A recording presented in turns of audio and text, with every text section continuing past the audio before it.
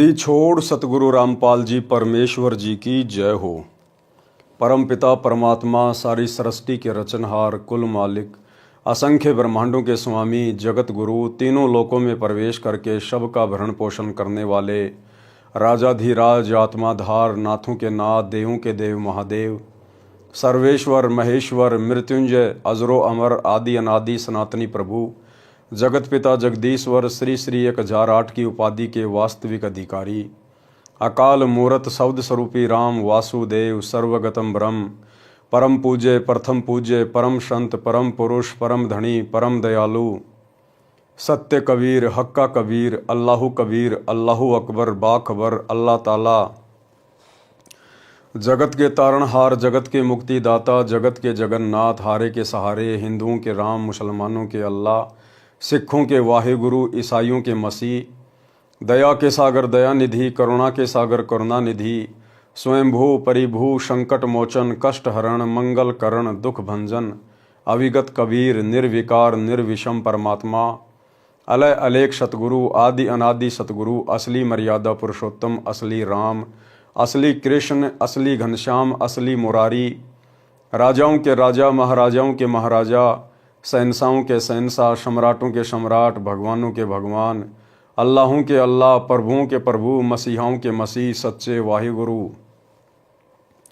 बाबाओं के बाबा पीरों के पीर सेठों के सेठ जगत सेठ सावड़सा सेठ सर्वगुण संपन्न अनंत कोटि कलाओं के स्वामी अनंत कोटि ब्रह्मांडों के नायक योगियों में महायोगी ध्यानियों में महाध्यानी सिद्धों में परम सिद्ध ज्ञानियों में तत्वज्ञानी ब्रह्म ज्ञानी महाज्ञानी परम ज्ञानी सर्वश्रेष्ठ ज्ञानी विज्ञानी युवा कबीर समर्थ कबीर असमवात अमित ओजा सच्चे रहनुमा करीम अल्लाह सुभान अल्लाह दुनिया के अंतिम पैगंबर 8 सितंबर 1951 से गांव धनाना जिला सोनीपत हरियाणा भारतवर्ष की पावन भूमि पे प्रकट रियल कल की भगवान श्री नारायण साकार हरि श्री बाबा साहिब शब्द स्वरूपी राम संत श्रोमणी नूर अनंता सतगुरु रामपाल जी परमेश्वर जी के चरण कमल में साध संगति से जुड़े हुए आप और हम सभी सत्सेवक भाई बहनों का अनंत कोटि दंडवत प्रणाम।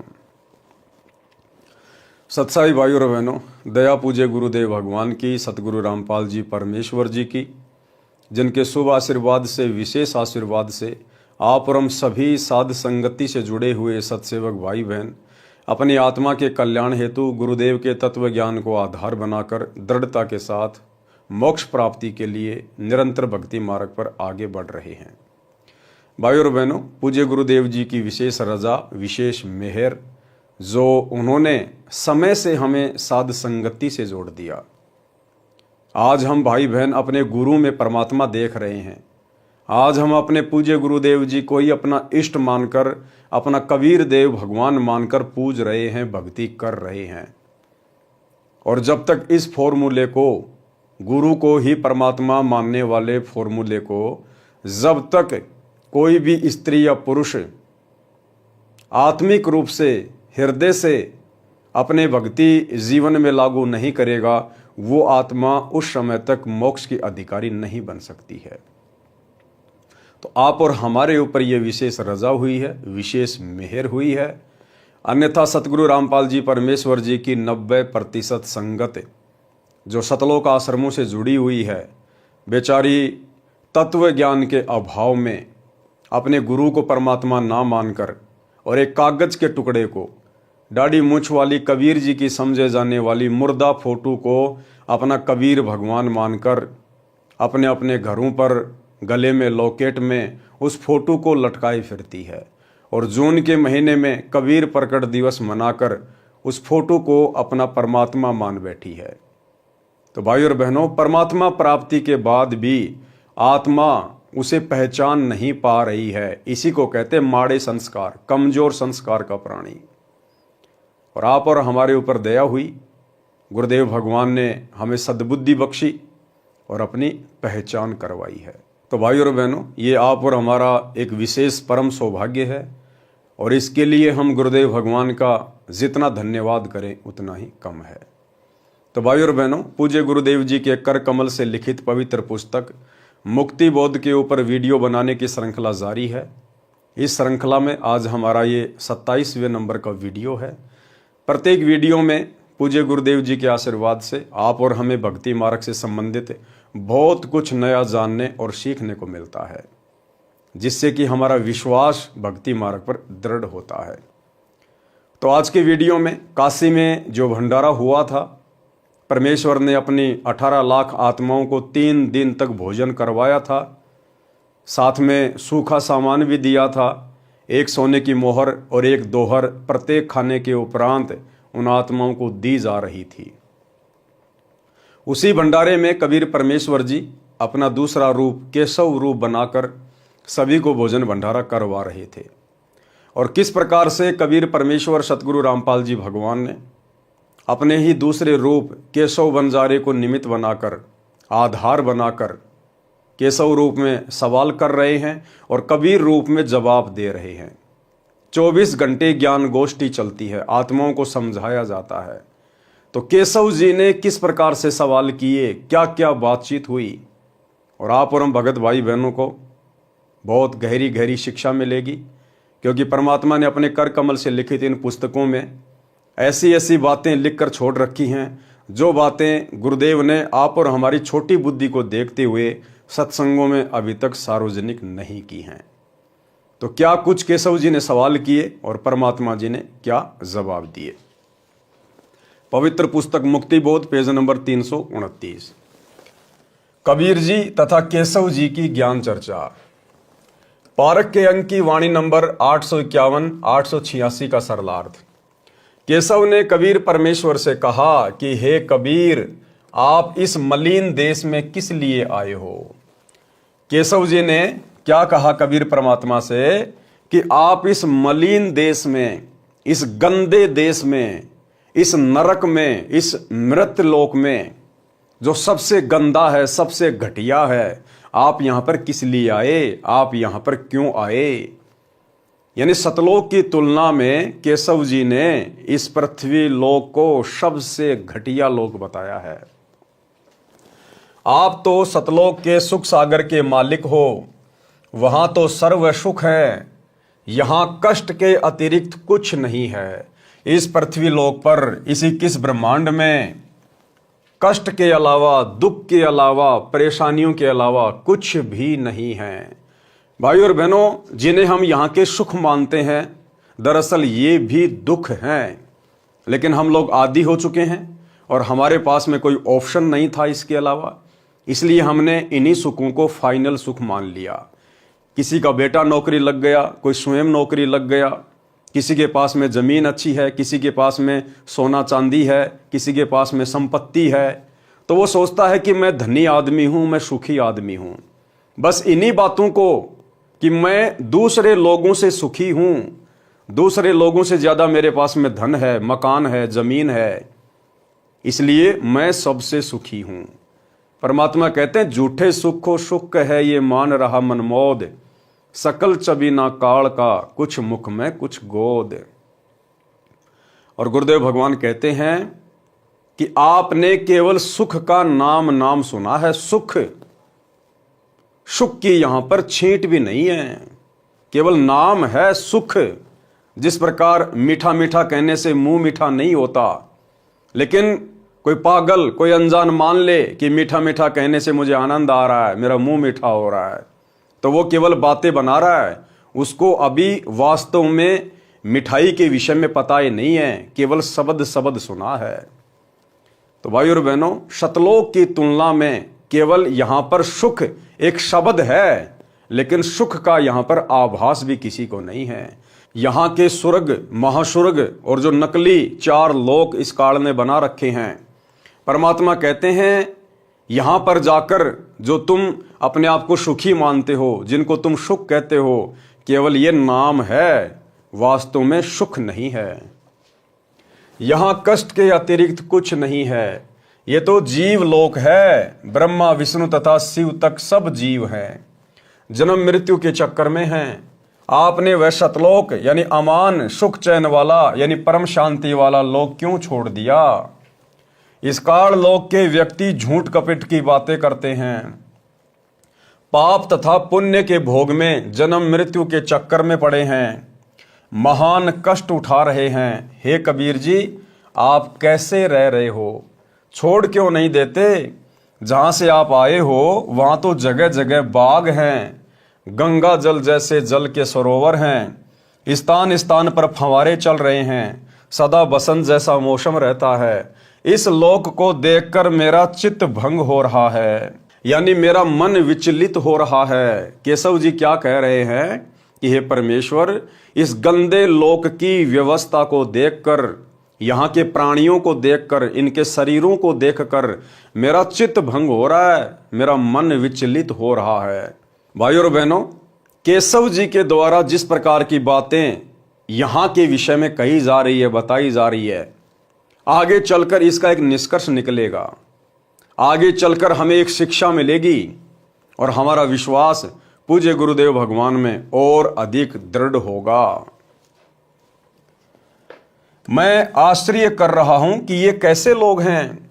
वहां तो सब निवासी मानवों के सिर पर कलंगी शोभा करती है। सतलोक में वहां सुंदर देवांगनाएं यानी देवों की स्त्रियां हैं।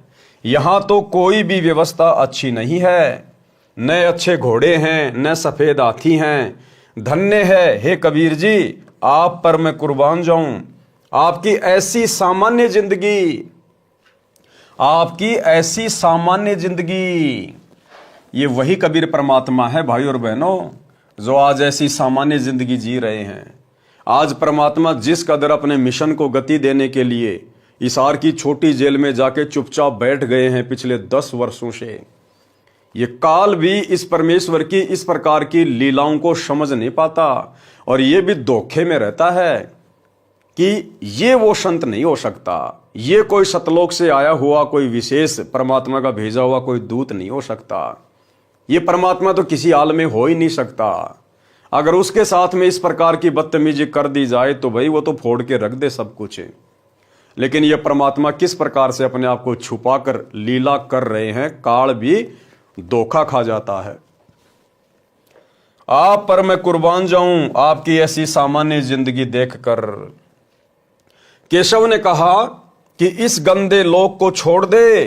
क्या कह रहे हैं केशव बार बार? कबीर जी, आप इस गंदे लोक को छोड़ दें। ये केशव की इस प्रकार की बातें इस पृथ्वी लोक के विषय में आप और हमें आगे गहरी शिक्षा देंगी। तो क्या कह रहे हैं केशव जी? केशव ने कहा कि इस गंदे लोक को छोड़ दे, चल अपने देश सतलोक में।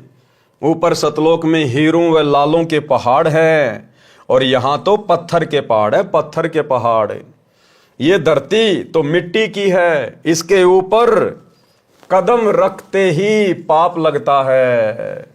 पृथ्वी ऊपर पग जो धारे, करोड़ जीव एक दिन में मारा है। परमात्मा कहते हैं इस काल ने हमारे को इस कदर यहां पर उलझा रखा है। एक व्यक्ति जब अपने घर से बाहर कदम रखता है प्रतिदिन और जब शाम को वापस आता है तो कहते हैं रोजाना 1 करोड़ जीवों की हत्या करता है। 1 करोड़ जीवों की, मक्खी, मच्छर, कीट, पतंग, सूक्ष्म जीव, पैरों के नीचे 1 करोड़ जीव प्रतिदिन मारते हैं हम। 1 करोड़। यहां पर पांव भी ना रखना। इन सब का मुर्द फरोसी पिंड यानी नाशवान शरीर है। ये तो जन्मते और मरते हैं। सतलोक में अमर शरीर है। सतलोक में जीवात्माओं को जो शरीर प्राप्त है वो नूरी शरीर है, एक तत्व से बना हुआ है। वो मुर्द फरोसी शरीर नहीं है, वो मरता नहीं है, नष्ट नहीं होता है, अविनाशी शरीर है। सतलोक में अमर शरीर है। यहाँ के स्त्री पुरुष आपस में गांडी बडूका खेल ही यानी मिलन करते हैं। अब देखो भाई और बहनों, ये हैं वो बातें, विशेष बातें जो गुरुदेव ने कभी भी अपने सत्संगों में विशेष जोर देकर नहीं कही। यदि ये परमात्मा उस समय अपने सत्संगों में ये गहरी गहरी बातें कहने लग जाते तो शायद आज आप और हम भाई बहन भक्ति पर ही ना टिक पाते। लेकिन गुरुदेव को पता था कि एक समय आएगा। वर्तमान में तो मैं इनकी नींव भर रहा हूं, इनको भक्ति मार्ग की ABCD सुना रहा हूं। 2, 4, 5, 10 साल के बाद में जब इन आत्माओं की बुद्धि विकसित होगी, उसके बाद मेरे द्वारा लिखित इन पुस्तकों में जो संकेत हैं, ये आत्माएं उनको समझने लग जाएंगी, उनको पकड़ने लग जाएंगी।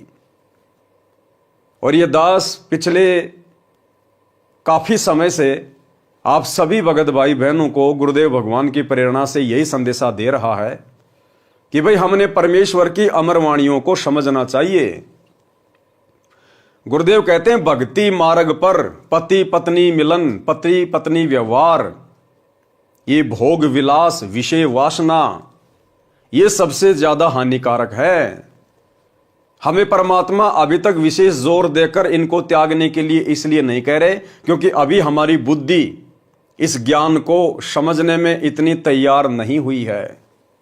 लेकिन भाई और बहनों, अब तो वो समय आ गया है। अब हमने गुरुदेव के ज्ञान को भी समझना पड़ेगा और अपनी आत्मा के कल्याण के लिए विषय विकारों से दूर भी हटना पड़ेगा। तो दास काफी समय से गुरुदेव की प्रेरणा से आप लोगों को यही संदेशा देता आ रहा है कि भाई जब तक आप भोग विलास से दूर नहीं हटेंगे, जब तक आप पति पत्नी मिलन वाली इस गंदी क्रिया से दूर नहीं हटेंगे, तब तक आप सार नाम के योग्य नहीं बन सकते, आप सार नाम के अधिकारी नहीं बन सकते। अब आप भाई बहनों को समझ में आएगा कि वर्तमान में गुरुदेव भगवान ने जिन जिन आत्माओं को सार नाम दे रखा है, ये ओरिजिनल सार नाम नहीं है। ये तो भाई बहन जबरदस्ती अपनी जो प्रतिक्रिया दिया करते थे सत्संग सुनने के बाद, उतावले हो जाते थे, गुरुजी हमें सार नाम दे दो, गुरुजी हमें सार नाम दे दो, हमें सार नाम कब मिलेगा कब मिलेगा। तो परमात्मा ने देखा कि ज्ञान को तो ये समझ नहीं रहे और सार नाम लेने की जल्दबाजी कर रहे हैं, क्योंकि परमात्मा ने सार नाम की महत्वता को बार बार सत्संगों में बताया। तो परमेश्वर ने एक नकली बंदूक पकड़ा दी। मालिक को पता था कि अभी ये सार नाम के योग्य नहीं है, क्योंकि परमेश्वर की वाणी है भाई सार नाम हमें कब मिलेगा, जब हम भगत बनेंगे तब मिलेगा ना। खाली नाम लेने मात्र से कोई भगत नहीं बन जाता, कोई सार नाम के योग्य नहीं बन जाता है। सार नाम के लिए सबसे पहले तो हमने भगत बनना पड़ेगा, भगत। और गुरुदेव ने बताया तुम अच्छे सच्चे भगत कब बनोगे। वैसे तो हर कोई अपने आप को भगत ही कहता है, जिसने नाम दीक्षा ले ली, आप 2 मिनट बाद उससे बात करो, वो बोलेगा मैं तो भगत बन गया। लेकिन इस प्रकार से भगत नहीं बनता कोई। परमात्मा कहते हैं भग भोग्या भग उपजय, भग यानी योनि। परमात्मा कहते हैं भग भोग्या भग उपजय, भग से बचा न कोई, और जो कोई भग से बचे भगत कहावे सोई। असल में सतगुरु रामपाल जी परमेश्वर जी का भगत तो वो कहलाएगा जो इस पति पत्नी मिलन से दूर हो जाएगा, जो अपने आप को विषय वासनाओं से दूर कर लेगा। हमें रोज परमात्मा नित्य नियम के माध्यम से जगाते हैं, लेकिन हम ध्यान नहीं देते। गुरुदेव कहते हैं कामी क्रोधी लालची इनसे भक्ति ना होए, और भक्ति करे कोई सूरमा जाति वर्ण कुल खोए। कामी कौन होता है? कामी जो विषय वासनाओं में डूबा हुआ है, जो अभी भी भोग विलासिता में डूबा हुआ है। कहते हैं कामी क्रोधी लालची इनसे भक्ति नहीं हो सकती। आप भक्ति पर लग जरूर जाओगे, आप गुरु से उपदेश जरूर ले लोगे, आप 3 समय की आरती भी करोगे, मंत्र भी करोगे, सत्संग भी सुनोगे, लेकिन ये काल विषय वासनाओं को लेकर आपके अंदर सदा खलबली मचाए रखेगा। आप सारा दिन भक्ति करके थोड़े बहुत भाव बनाओगे, और ये काल 2 मिनट की विषय वासनाओं की उथल पुथल में आपके सारे भाव बिगाड़ देगा, आपके मन को विचलित कर देगा। इसलिए गुरुदेव भगवान कहते हैं कि यदि एक सच्चा भगत बनना है तो सबसे पहले आपने इन विषय विकारों से अपने गुरुदेव से प्रार्थना करके भक्ति पर ज्यादा जोर देके दूर हटना पड़ेगा। उसके बाद हम सार नाम के योग्य बनेंगे, सार नाम के अधिकारी बनेंगे। ये सार नाम कोई आलू टमाटर नहीं है जो परमात्मा आपको यूं ही बांट देगा, ले बेटा ले बेटा। इस सार नाम को सुरक्षित रखने के लिए परमात्मा ने धर्मदास जी को जिंदा समाधि दे दी। नानक जी से, अन्य महापुरुषों से परमात्मा ने सौगंध निकलवा दी थी, प्रतिज्ञा करवा ली थी कि आपने किसी को बताना भी नहीं है ये सार नाम क्या वस्तु है। और वर्तमान में गुरुदेव भगवान के जेल जाने के बाद आप देख रहे हैं किस प्रकार से गुरुदेव के कलयुगी परिवार ने उनके बेटा बेटी भाई बंधु रिश्तेदारों ने, इन आश्रमों में कोऑर्डिनेटरों ने आलू टमाटर की तरह सारनाम को 15-15 हजार रुपए के चक्कर में, 20-20 हजार रुपए के लिए, क्योंकि वर्तमान में पाठ प्रकाश की कीमत 25 हजार रुपए कर दी गई है, तो 25-25 हजार के लिए, 15-15 हजार के लिए किस प्रकार से सारनाम को आलू टमाटर बना दिया गया है। भले कोई मर्यादा में है या नहीं है, आपको सतनाम मिले हुए 5 साल हो गए, आप सतलोक आश्रमों में रेगुलर आ रहे हैं, आप नामदान सेंटरों पे जा रहे हैं, आप सतलोक आश्रम मैनेजमेंट हरियाणा के हर पीले पर्चे को मान रहे हैं, तो आप जी सारनाम के योग्य बन गए और आपको डेट दे दी जाएगी, फला फला डेट को सारनाम लेने के लिए धनाना आश्रम में आ जाइए। आप चाहे धनाना आश्रम में एंट्री करने से पहले सिगरेट का पूरा डब्बा पी के जाइए, फिर भी आपको सारनाम मिल जाएगा, क्योंकि वहां जो सारनाम देने वाला है वो आप जैसा 2 कोड़ी का जीव है। उसको क्या पता आप मर्यादा तोड़ के आए हैं या मर्यादा में हो। तो भाई और बहनों, ये काल प्रेरणा से धर्म को धंधा बनाकर केवल एक पाखंड चल रहा है।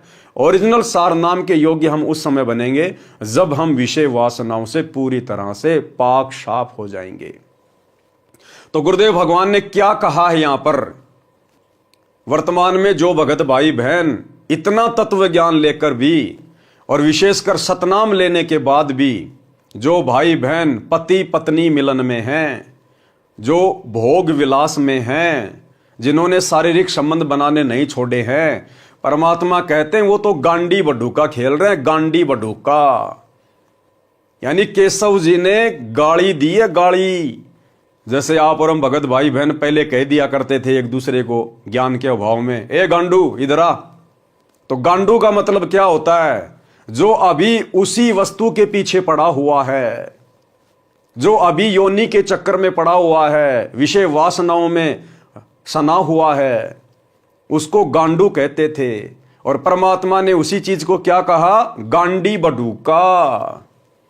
तो केशव जी क्या कह रहे हैं कि यहां के लोग कितने गंदे हैं, ये कैसे भक्ति करेंगे आपकी, कैसे इनके अंदर आपकी भक्ति प्रवेश करेगी परमात्मा। ये तो गांडी बडूका खेल ही, ये तो गांडी बडूका का खेल खेल रहे हैं। अभी भी इन लोगों को समझ में नहीं आई कि तुमने सतलोक भी जाना है। ये ज्ञान तुम्हें धरती पर कौन दे रहा है, तुम्हारा मनुष्य जीवन प्राप्त करने का टारगेट क्या है, मकसद क्या है, लक्ष्य क्या है। इन लोगों को कुछ भी समझ में नहीं आ रहा परमात्मा। ये तो आपसे इतना ज्ञान लेने के बाद भी गांडी बडूका का खेल खेल रहे हैं, गांडी बडूका का, और उम्मीद कर रहे हैं सतलोक जाने की, सारनाम लेने की। सारनाम तो उस समय देगा परमात्मा जब हम ये गांडी बडूका का खेल खेलना बंद करेंगे। तो क्या कह रहे हैं परमात्मा,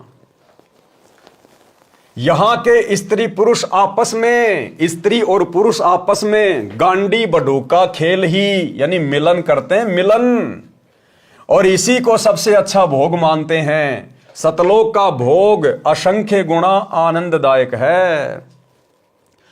दास ने परमात्मा के मुख कमल से एक सत्संग में सुना था कि पुण्यात्माओं, यहां तुम जो सुख स्त्री पुरुष मिलन में ढूंढते हो, शारीरिक संबंध बनाने में जिस सुख को तुम सुख मानते हो ना, इस असंख्य गुणा सुख सतलोक में है। असंख्य गुणा सुख यानी वहां पर हम इस प्रकार से गांडी बडूका का खेल नहीं खेलते। सतलोक में स्त्री पुरुष वहां पर शारीरिक मिलन नहीं करते, लेकिन वहां पर आपस में जो प्यार प्रेम है पति और पत्नी का, दृष्टि मात्र से, यहां जो हम आनंद महसूस करते हैं झूठा एक बार के शारीरिक मिलन में, परमात्मा कहते हैं वहां पर ऐसा आनंद, ऐसा सुख यहां के गांडी बडूका वाले खेल से करोड़ों गुना अधिक है, करोड़ों गुना अधिक है। और यहां का झूठा सुख तो तुम 1 मिनट ले लोगे, 2 मिनट ले लोगे, और वहां तो अनवरत अखंड सुख है, अखंड। लेकिन भाई और बहनों, वहां का वो अखंड सुख मिलेगा कैसे, जब तक हम यहां के गांडी बडूका वाले खेल से दूर नहीं हटेंगे, इस गंदी विषय वासना वाली इस क्रिया से दूर नहीं हटेंगे। और अब ठीक का समय आ गया है, इसलिए परमात्मा बार बार कबीर सागर के सरलार्थ में और मुक्ति बोध पुस्तक में इस क्रिया से दूर हटने के लिए आप और हमें प्रेरित कर रहे हैं। यानी परमात्मा खुल के नहीं कहना चाहते, लेकिन इस पुस्तक में परमात्मा ने हर प्रकार से लिख दिया है और खुलकर कहने के लिए, समझाने के लिए इस पवन दास नाम के 2 कौड़ी के कुत्ते को खड़ा कर दिया है कि भाई अगर मैं डायरेक्टली कहूंगा तो ये आत्माएं नाराज हो जाएंगी कि लो भाई, अब तो गुरुजी ने स्त्री पुरुष मिलन के लिए भी मना कर दिया है। क्या बच्चों की शादियां नहीं करें? क्या बच्चों की रमेणियां नहीं करें? अरे उन बच्चों की रमेणी करो, उन बच्चों की शादी करो जिनको यहीं पर आजीवन जन्म जन्म ये गांडी बड्ढूका का खेल खेलना है। आप सोच भी कैसे सकते हैं अगर आपको ये ज्ञान समझ में आ गया तो? क्या आप अपने बच्चों को गांडी बड्ढूका वाले खेल में डालना चाहते हैं क्या? यहीं पे गधे कुत्ते बनता हुआ देखना चाहते हैं क्या? जब गुरुदेव ने कह दिया कि कोटि जन्म तू राजा की न्या मिटी न मन की आशा, और भिक्षुक होकर दर दर घूम लिया मिला न निर्गुण राशा, कि करोड़ों जन्म तू राजा के प्राप्त कर चुका है। अब राजा को तो हम यहां बहुत ज्यादा सुखी मानते हैं ना, हर प्रकार से वैभवशाली मानते हैं कि राजा से बढ़कर सुख तो किसी को हो ही नहीं सकते। तो करोड़ों बार आप और हम सभी आत्माएं, चाहे कोई 84 में है, चाहे कोई स्त्री पुरुष है, करोड़ों बार हम राजा और रानियां बन चुके हैं और वो सुख जिनको हम सुख मानते हैं वो भोग चुके हैं। क्या आज हमें याद है वो सुख? नहीं याद है ना। तो फिर ये गांडी बड्ढूका वाला खेल खेलते खेलते तुम कितने दिन सुख भोग लोगे? क्या याद रख लोगे तुम उसको? और ये सुख हमें दे क्या देगा फिर अंत में, सिवाय गधा कुत्ता बनाने के, छोड़ने के अलावा? दूसरी बात परमात्मा ने हमें और समझाई कि कोटि शीश तूने दे दिए यमराजा की फेंट, कि भाई आप लोगों ने अपने करोड़ों सिर इस काल को दे दिए। ये तुम्हें झटके से मारता है, ये तुम्हें मुर्गा बना देगा, बकरा बना देगा, भैंस बना देगा, खरगोश बना देगा, और फिर तुम्हें कसाई से कटवाएगा तुम्हारे सिर। ये इस प्रकार से तुम्हारे शीश लेता है झटके से, दर्दनाक तरीके से, तड़पा तड़पा कर, और तुमने करोड़ों सिर दे दिए इसको, करोड़ों सिर। और कहते एक शीश दे के देख ले सतगुरु अपने की भेंट। गुरुदेव कह रहे हैं काल को तो तूने करोड़ों शीश दे दिए और इसने तेरी दुर्गति दुर्गति की है, लेकिन एक शीश तू मुझे देखकर देख। और परमात्मा कहते हैं तुम्हारा सिर मैं इसकी तरह से नहीं लूंगा, मैं तुम्हारा सिर कटवाना नहीं चाहता। सिर देने का मतलब है अपने गुरुदेव के चरणों में अपना सब कुछ समर्पित कर देना, अपना तन मन धन अपने गुरुदेव को समर्पित कर देना। गुरुदेव ने हमें जो शिक्षा दी है, जो मर्यादा दी है, जो आज्ञा दी है, उसके अनुसार अपने मन को चलाना, यह है अपने गुरु को शीश देना। यानी जैसा गुरु कहे वैसा हम करें, यह होता गुरु को शीश देना। तो गुरुदेव कहते हैं तूने करोड़ों सिर दे दिए इस काल को, मिला तुझे कुछ नहीं, और अब भी तू काल को ही सिर देने जा रहा था। ये तो मैंने तेरे को पकड़ लिया और तू आधे से ज्यादा जीवन तो जी चुका है। तेरी 15, 20, 25, 30 साल की उम्र बाकी है। अब ये 15, 25, 30 साल का जीवन तो मेरे चरणों में समर्पित कर दे। ये गांडी बड्ढूका वाला खेल खेलना छोड़ दे। मैं तुझे सदा सदा के लिए फिर वो अमर सुख दूंगा। केवल नाम नाम है, वास्तविक वस्तु यहां नहीं है जो तुम्हें सुख दे सके। वो कैसे नहीं है भाई और बहनों, देखो हमने समझना पड़ेगा झूठा सुख कैसे है। अब ये गांडी बड्ढूका का खेल खेलते हैं, स्त्री पुरुष शारीरिक मिलन करते हैं, जब तक वे एक दूसरे से लिपटे रहते हैं, चिपके रहते हैं, तब तक तो उनको लगता है पता नहीं हम क्या अमृतत्व प्राप्त कर रहे हैं। और जैसे ही वो शारीरिक संबंध बनाने से निफराम होते हैं, उनकी आपस में इच्छा भी नहीं करती छूने की, एक दूसरे को हाथ लगाने की। जैसे ही हमारे शरीर से रज और बीरज का स्राव होता है, उसके बाद में स्त्री और पुरुष की आपस में एक दूसरे को छूने की इच्छा भी नहीं बनती है। अब पहले तो हमें वो सुख दे रहा था, और जैसे ही हम शारीरिक क्रिया से संपन्न हुए, उसके बाद में एकदम से हम एक दूसरे को देखना भी नहीं पसंद करते, छूना भी हम नहीं पसंद करते। बस इतना ही सुख था वो। तो परमात्मा कहते झूठे सुख को सुख है ये मान रहा मनमोद, और शकल चबीना काल का, कुछ मुख में कुछ गोद। और उस शारीरिक मिलन ने हमें दिया क्या? झूठा सुख दे दिया, और बदले में हम कितने दोषी बन गए परमात्मा के। गुरुदेव ने ज्ञान गंगा पुस्तक में लिखा है कि अनावश्यक रूप से भोग विलास करना एक बच्चे की हत्या करने के बराबर है, एक बच्चे की हत्या करने के बराबर। कितने असंख्य जीवाणु मरते हैं जब हम एक बार शारीरिक संबंध बनाते हैं, और उसके बाद हमारा बल, हमारा तेज, हमारा नूर कितना घट जाता है, कितना कम हो जाता है। शारीरिक संबंध बनाने से हमारी उम्र भी घटती है, हमारी आयु घटती है, और शरीर छोड़ने के बाद हम ब्रह्मा जी के इतने ऋणी हो जाते हैं, उसका हम फिर कर्जा नहीं उतार पाते। फिर कई युगों तक हम लोग नरक भोगते हैं, वो गांडी बडूका खेल खेलने के कारण। नरक से निकलने के बाद फिर गधे कुत्ते सूअर का जन्म भोगते हैं।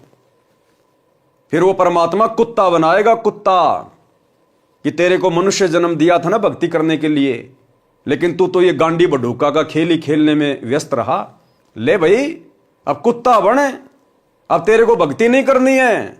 अब कुत्ते के जीवन में तेरे को भक्ति नहीं करनी, तेरे को सत्संग नहीं सुनने, तेरे को मंत्र जाप नहीं करने, तेरे को कुछ नहीं करना, बस गांडी बडूका का खेल खेल और कुछ नहीं करना अब तेरे को। तो वो 2 मिनट का सुख और दुख पहाड़ के जैसा। गुरुदेव कहते हैं रिंचक सा सुख और दुख सुमेर समाना, कि वो 2 मिनट का सेज का सुख और तूने पहाड़ जैसी आफत मोल ले ली, पहाड़ जैसी आफत। तो भाई और बहनों, कहने का मतलब है परमात्मा हमें यह समझाना चाहते हैं कि पुण्यात्माओं, तुम्हारे को ये गंदी क्रियाएं करते करते असंख्य युग बीत गए, असंख्य करोड़ पदम युग। जब से हम सतलोक से अपने पिता से बिछुड़ कर आए हैं, और हम जिस भी लोक में गए हैं, काल ने हमें इन्हीं क्रियाओं से बांध के रखा है। क्योंकि काल को पता है कि जिस कुक्रम के चलते मुझे सतलोक से निकाला गया, अरे दुर्गा के साथ में जबरन बलात्कार करने का तो प्रयास किया था सतलोक में, तो काल को पता है कि परमात्मा इस गांडी बडूका वाली क्रिया से बहुत नाराज होते हैं। तो काल तो हमें सबसे ज्यादा वही कर्म करवाएगा ना जबरदस्ती, जिससे कि हम परमात्मा के दोषी बने और काल के ऋणी बने, कर्जदार बने। तो आज गुरुदेव भगवान हमें हर प्रकार से समझा रहे हैं कि भैया, अगर तुम मेरी शिक्षाओं में चलोगे, मेरी आज्ञा में चलोगे, विषय वासनाओं से दूर हट के भक्ति करोगे, तो ये भक्ति भी तुम्हारे अंदर धीरे धीरे प्रवेश होगी। अन्यथा तुमने तो उस मटके में छेद कर लिया, जैसे किसी मटके में नीचे छेद हो रखा है और ऊपर से हम पानी डाल रहे हैं कि मैं अपने परिवार के लिए और मेरे लिए इस मटके में पानी भर रहा हूं, गर्मी में पानी पीऊंगा, ठंडा पानी रहेगा, और नीचे उसमें छेद भी कर रखा है। वो पानी ज्यादा देर नहीं रुकेगा, 10-15 मिनट में खाली हो जाएगा, चाहे कितना ही भरते रहो। तो इसी प्रकार हम भक्ति भी कर रहे हैं कि मैं सतलोक जाऊंगा, वहां के सारे सुख प्राप्त करूंगा, और यहां भी मैं सुखी रहूंगा। और फिर आप जी ये गांडी बडूका वाली ये क्रिया भी कर रहे हैं। एक तरफ तो आप ओम नाम का जाप करके ब्रह्मा और शांवत्री जी का ऋण उतार रहे हैं, और दूसरी तरफ आप ये गांडी बडूका वाला खेल खेलते हुए उसी ब्रह्मा शांवत्री का ऋण भी चढ़ा रहे हैं। तो भैया, जो आदमी साथ में कर्जा ले रहा है और नौकरी कर करके कर्जा उतार भी रहा है, उस आदमी का कभी जिंदगी में कर्जा नहीं उतरेगा। अगर कर्जा उतारना है तो सबसे पहले आपने उधार लेना बंद करना पड़ेगा, और धीरे धीरे कमाई करके अगले को देना पड़ेगा, तब जाके आप कर्ज मुक्त होगे। तो भाई और बहनों, परमात्मा हमें हर प्रकार से भक्ति मार्ग पर सफलता प्राप्त करवाने के लिए समझाना चाहते हैं कि यदि आप मेरी आज्ञा में चलोगे, मेरी मर्जी में चलोगे, और विषय वासनाओं से हटकर जब आप इस भक्ति पर लगोगे दृढ़ होकर, तब आपकी सुरती सतलोक की तरफ लगेगी। अन्यथा खाली सत्संग तुम सुनते रहो, शब्द सुनते रहो हैं, और सुरती तुम्हारी कभी 7 जन्म में भी लगनी नहीं है परमात्मा में। तो केशव जी यहां पर यही बात कह रहे हैं कि परमात्मा सतलोक में तो अमर शरीर है, अविनाशी शरीर है, और यहां के स्त्री पुरुष ये तो गांडी बडूका खेल ही आपस में मिलन करते हैं, मिलन। ये बात क्यों लिखी गई? क्योंकि ये परमात्मा को अच्छी नहीं लगती, परमात्मा को स्वीकार्य नहीं है। अरे केशव रूप में कौन था? खुद कबीर परमात्मा ही है ना, सतगुरु रामपाल जी भगवान, खुद केशव कबीर भगवान ही है ना। तो भगवान ही तो कह रहे हैं, केशव कह रहे हैं, समझिए कबीर परमात्मा कह रहे हैं। तो परमात्मा तो इस क्रिया से बहुत नाराज हैं, इस क्रिया को तो परमात्मा गलत बता रहे हैं। तो हमारे भगवान जिस क्रिया के करने से खुश नहीं है, उस क्रिया को खुशी खुशी करके आप और हम कैसे अपने भगवान को खुश कर सकते हैं? 7 जन्म में नहीं कर सकते। तो भाई और बहनों, समझदार को तो संकेत ये काफी है कि आपने यदि इसी जन्म में शतलोक प्राप्त करना है, पूर्ण मोक्ष प्राप्त करना है और शतलोक के योग्य बनना है, सारनाम के योग्य बनना है, तो आपने किन किन क्रियाओं से अपने आप को दूर करना पड़ेगा। यहां के स्त्री पुरुष आपस में गांडी बडूका खेल ही यानी मिलन करते हैं, सेक्स करते हैं और इसी को सबसे अच्छा भोग मानते हैं। सतलोक का भोग असंख्य गुणा आनंददायक है। सब मानव यानी स्त्री पुरुष के शरीर में नरक भरा है, नसों में रुधिर भरा यानी खून भरा हुआ है, थूक भरा है, बिष्टा यानी टट्टी भरा हुआ है। ये दिन रात इसी नरक में भरे शरीर में मस्त रहते हैं। फिर कुत्ते गधे बनते हैं, यमदूत इनके ऊपर घात मारने के लिए छुपकर दांव लगाए रहता है। इस काल लोक की पृथ्वी की 100 योजन यानी 1 योजन 12 किलोमीटर के समान होता है, यानी 1200 किलोमीटर ऊपर तक दुर्गंध जाती है। इस पृथ्वी की बदबू, कितने लोग लैट्रिन करते हैं, पेशाब करते हैं, फैक्ट्रियों का धुआं है, गंदा पानी है, केमिकल है। परमात्मा कहते हैं 1200 किलोमीटर तक तो इस पृथ्वी से ऊपर इसकी बदबू जाती है, बदबू। और ये जीव, स्त्री पुरुष इस पृथ्वी पे रह रहे हैं, जड़ में रह रहे हैं। ये रह कैसे रहे परमात्मा? केशव जी सोच सोचकर चिंतित हो रहे हैं कि परमात्मा ये इंसान यहां पर रह कैसे रहे हैं। हे कबीर जी, ये सब अहंकारी जीव हैं, इनको कैसा ज्ञान और ध्यान बताया जा सकता है? ये कैसे भक्ति करेंगे? केशव जी क्या कह रहे हैं? ये कैसे भक्ति करेंगे? एक गहरी शिक्षा मिलेगी भाई और बहनों। दास आपको पहले से कहता आ रहा है, केशव जी की इन तमाम बातों को ध्यान रखना जो इस पृथ्वी लोक के विषय में कह रहे हैं, आप और हमारे विषय में कह रहे हैं। ये कैसे भक्ति करेंगे? हे कबीर जी, आप इनमें कहां फंसे बैठे हो? क्या कह रहे हैं केशव जी? आप इनमें कहां फंसे बैठे हो? और वो शिक्षा ये है भाई और बहनों, केशव जी स्वयं कबीर परमात्मा ही थे और उसके बावजूद भी केशव जी ने हाथ खड़े कर लिए। यहां की गंदी व्यवस्था को देखकर, यहां के गंदे स्त्री और पुरुषों को देखकर, इस गंदे शरीर को देखकर, हमारे हार व्यवहार को देखकर केशव ने भी हाथ खड़े कर लिए कि हे परमात्मा, आप यहां से निकल क्यों नहीं चलते? आप इस गंदे लोक में क्यों पड़े हो? आप इनसे कैसे भक्ति करवाओगे? ये कैसे भक्ति कर पाएंगे? अब सोचिए भाई और बहनों, जो भाई बहन अपनी अज्ञानता के चलते ये मानते हैं कि हमारे गुरुजी सतगुरु रामपाल जी तो कबीर जी के अवतार हैं, कबीर जी के द्वारा भेजी गई आत्मा हैं, कबीर जी के द्वारा सतलोक से भेजे गए उनके दास हैं, कोई संदेश वाहक हैं। तो भाई कबीर के द्वारा भेजा गया सतलोक से कोई प्राणी, कोई जीव, कोई आत्मा, कोई दास, कोई संदेश वाहक इस पृथ्वी लोक पर आकर पृथ्वी लोक के निवासियों को भक्ति नहीं करवा सकता। अरे केशव जी तो सतलोक से आए थे ना, केशव भी तो सतलोक से आए थे ना। और केशव कोई आत्मा नहीं थी, परमात्मा की 2 कॉपी थी। परमात्मा कबीर जी की 2 कॉपी थी, यानी कबीर परमेश्वर का दूसरा रूप था। और कबीर परमात्मा के दूसरे रूप ने भी, जो सतलोक की अन्य आत्माओं से सर्वश्रेष्ठ है, उस कबीर परमात्मा के दूसरे रूप ने, केशव ने भी हाथ खड़े कर लिए और कबीर जी को कह रहे हैं आप इनसे कैसे भक्ति करवाओगे? तो भला सतलोक से परमात्मा के द्वारा भेजी गई कोई आत्मा इस पृथ्वी पर आप और हमें कैसे भक्ति युक्त कर सकती है? कैसे वो इतना संघर्ष कर सकता है? कैसे वो भक्ति करवा सकता है? इसलिए भाई और बहनों, कबीर परमात्मा खुद ही अवतार धारण करके आते हैं।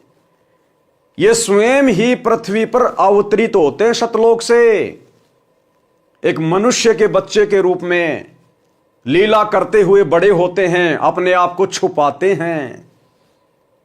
सतलोक से भेजी गई कोई आत्मा इसी किस ब्रह्मांड से, काल के जाल से जीव आत्माओं को मुक्त करवाकर नहीं लेकर जा सकती। कोई भी आत्मा इतना संघर्ष कर ही नहीं सकती। निस्वार्थ भाव से परमार्थ के लिए यदि कोई संघर्ष कर सकता है तो केवल वो कबीर भगवान है, दूसरा कोई नहीं कर सकता। तो जिस प्रकार से केशव जी ने हाथ खड़े कर दिए और कबीर परमात्मा को भी कह रहे हैं कि आप भी निकलो यहां से, ये तो बहुत गंदा लोक है, आप यहां पर रह कैसे रहे हो। तो सोचिए, यदि कबीर भगवान ने संत रामपाल जी को अपनी आत्मा के रूप में धरती पे भेजा है तो भाई फिर किसी का मोक्ष संभव नहीं है। आत्मा से आत्मा का मोक्ष संभव नहीं हो सकता। वो तो खुद बाप आएगा और वो ही अपनी आत्माओं को छुड़ा कर लेकर जाएगा। लेकिन ये बातें भाई और बहनों, सतगुरु रामपाल जी के भगत होने के बावजूद, इनसे इतना तत्व ज्ञान लेने के बावजूद सतलोक आश्रमों से जुड़े हुए 90% भगत भाई बहनों को समझ में नहीं आ रही है। काल ने पूरी तरह से बुद्धि ऑफ कर रखी है कि मैं इनमें से एक को भी गुरु को परमात्मा नहीं मानने दूंगा। और जब तक आपके अंदर यह दृढ़ विश्वास नहीं होगा कि मेरा गुरु स्वयं परमात्मा है, कबीर है, ये कोई मिडिल मैन नहीं है, ये किसी का भेजा हुआ कोई अवतार नहीं है, ये कोई आत्मा नहीं है, ये स्वयं बाप है, बाप। और इनको अपना बाप मानकर जब हम सारी आध्यात्मिक क्रिया करेंगे तब कहीं जाकर इनके आशीर्वाद से हम इस काल जाल से मुक्त हो पाएंगे। आप लोगों के दृढ़ विश्वास के लिए एक बहन का छोटा सा 5-6 मिनट का वीडियो सुनाता हूं। आप जी को पता है कि वर्तमान में महाकुंभ का मेला लगा हुआ है और मीडिया वाले, अन्य यूट्यूब चैनल वाले बहुत सारे लोगों के, बाबाओं के इंटरव्यू ले लेकर 2 पैसे कमाने के लिए अपने चैनल पर डालते रहते हैं। ऐसे ही एक यूट्यूबर ने और महाकुंभ में गई हुई एक लेडीज का वीडियो बनाया, जो लेडीज अपने आप को नूर अनंता कहती है, नूर अनंता। हालांकि उस बहन को पता नहीं बेचारी को कि नूर अनंता वास्तव में कौन है। असल में नूर अनंता कबीर परमेश्वर सतगुरु रामपाल जी भगवान है। ये इस परमेश्वर का उपमात्मक नाम है। नूर अनंत, नूर अनंता का मतलब है जिसके शरीर की शोभा, जिसके शरीर का नूर अनंत है, अनंत। और गुरुदेव ने क्या बताया कि सतलोक में परमात्मा के एक बाल में 1 करोड़ चंद्रमा, 1 करोड़ सूरज, इनसे भी कहीं ज्यादा रोशनी है। तो असल में जो नूर अनंत शब्द है, ये कबीर परमेश्वर सतगुरु रामपाल जी भगवान का उपमात्मक नाम है। तो उस नूर अनंता स्त्री ने क्या कुछ कहा वर्तमान समय के संदर्भ में। हालांकि वो सतगुरु रामपाल जी की शिष्या नहीं है, उसको यह तत्व ज्ञान प्राप्त नहीं है, लेकिन परमात्मा उसके अंदर प्रेरणा कर रहे हैं क्योंकि वो परमेश्वर की 64 लाख वाली आत्माओं में से है। क्योंकि ऐसी विशेष आत्माएं ही वैराग्य धारण करती हैं, जिनको संसार से मोह व्याप्त नहीं होता। वो नूर अनंता बहन अपने घर परिवार से सक्षम है, समृद्ध है। उसके बच्चे कनाडा में रहते हैं और उसका जो ससुराल है वो संपन्न है, लेकिन उसका मन नहीं लगा। उसने परिवार को एक प्रकार से त्याग दिया। त्यागने का मतलब है उसका मन उस परिवार में नहीं लगा।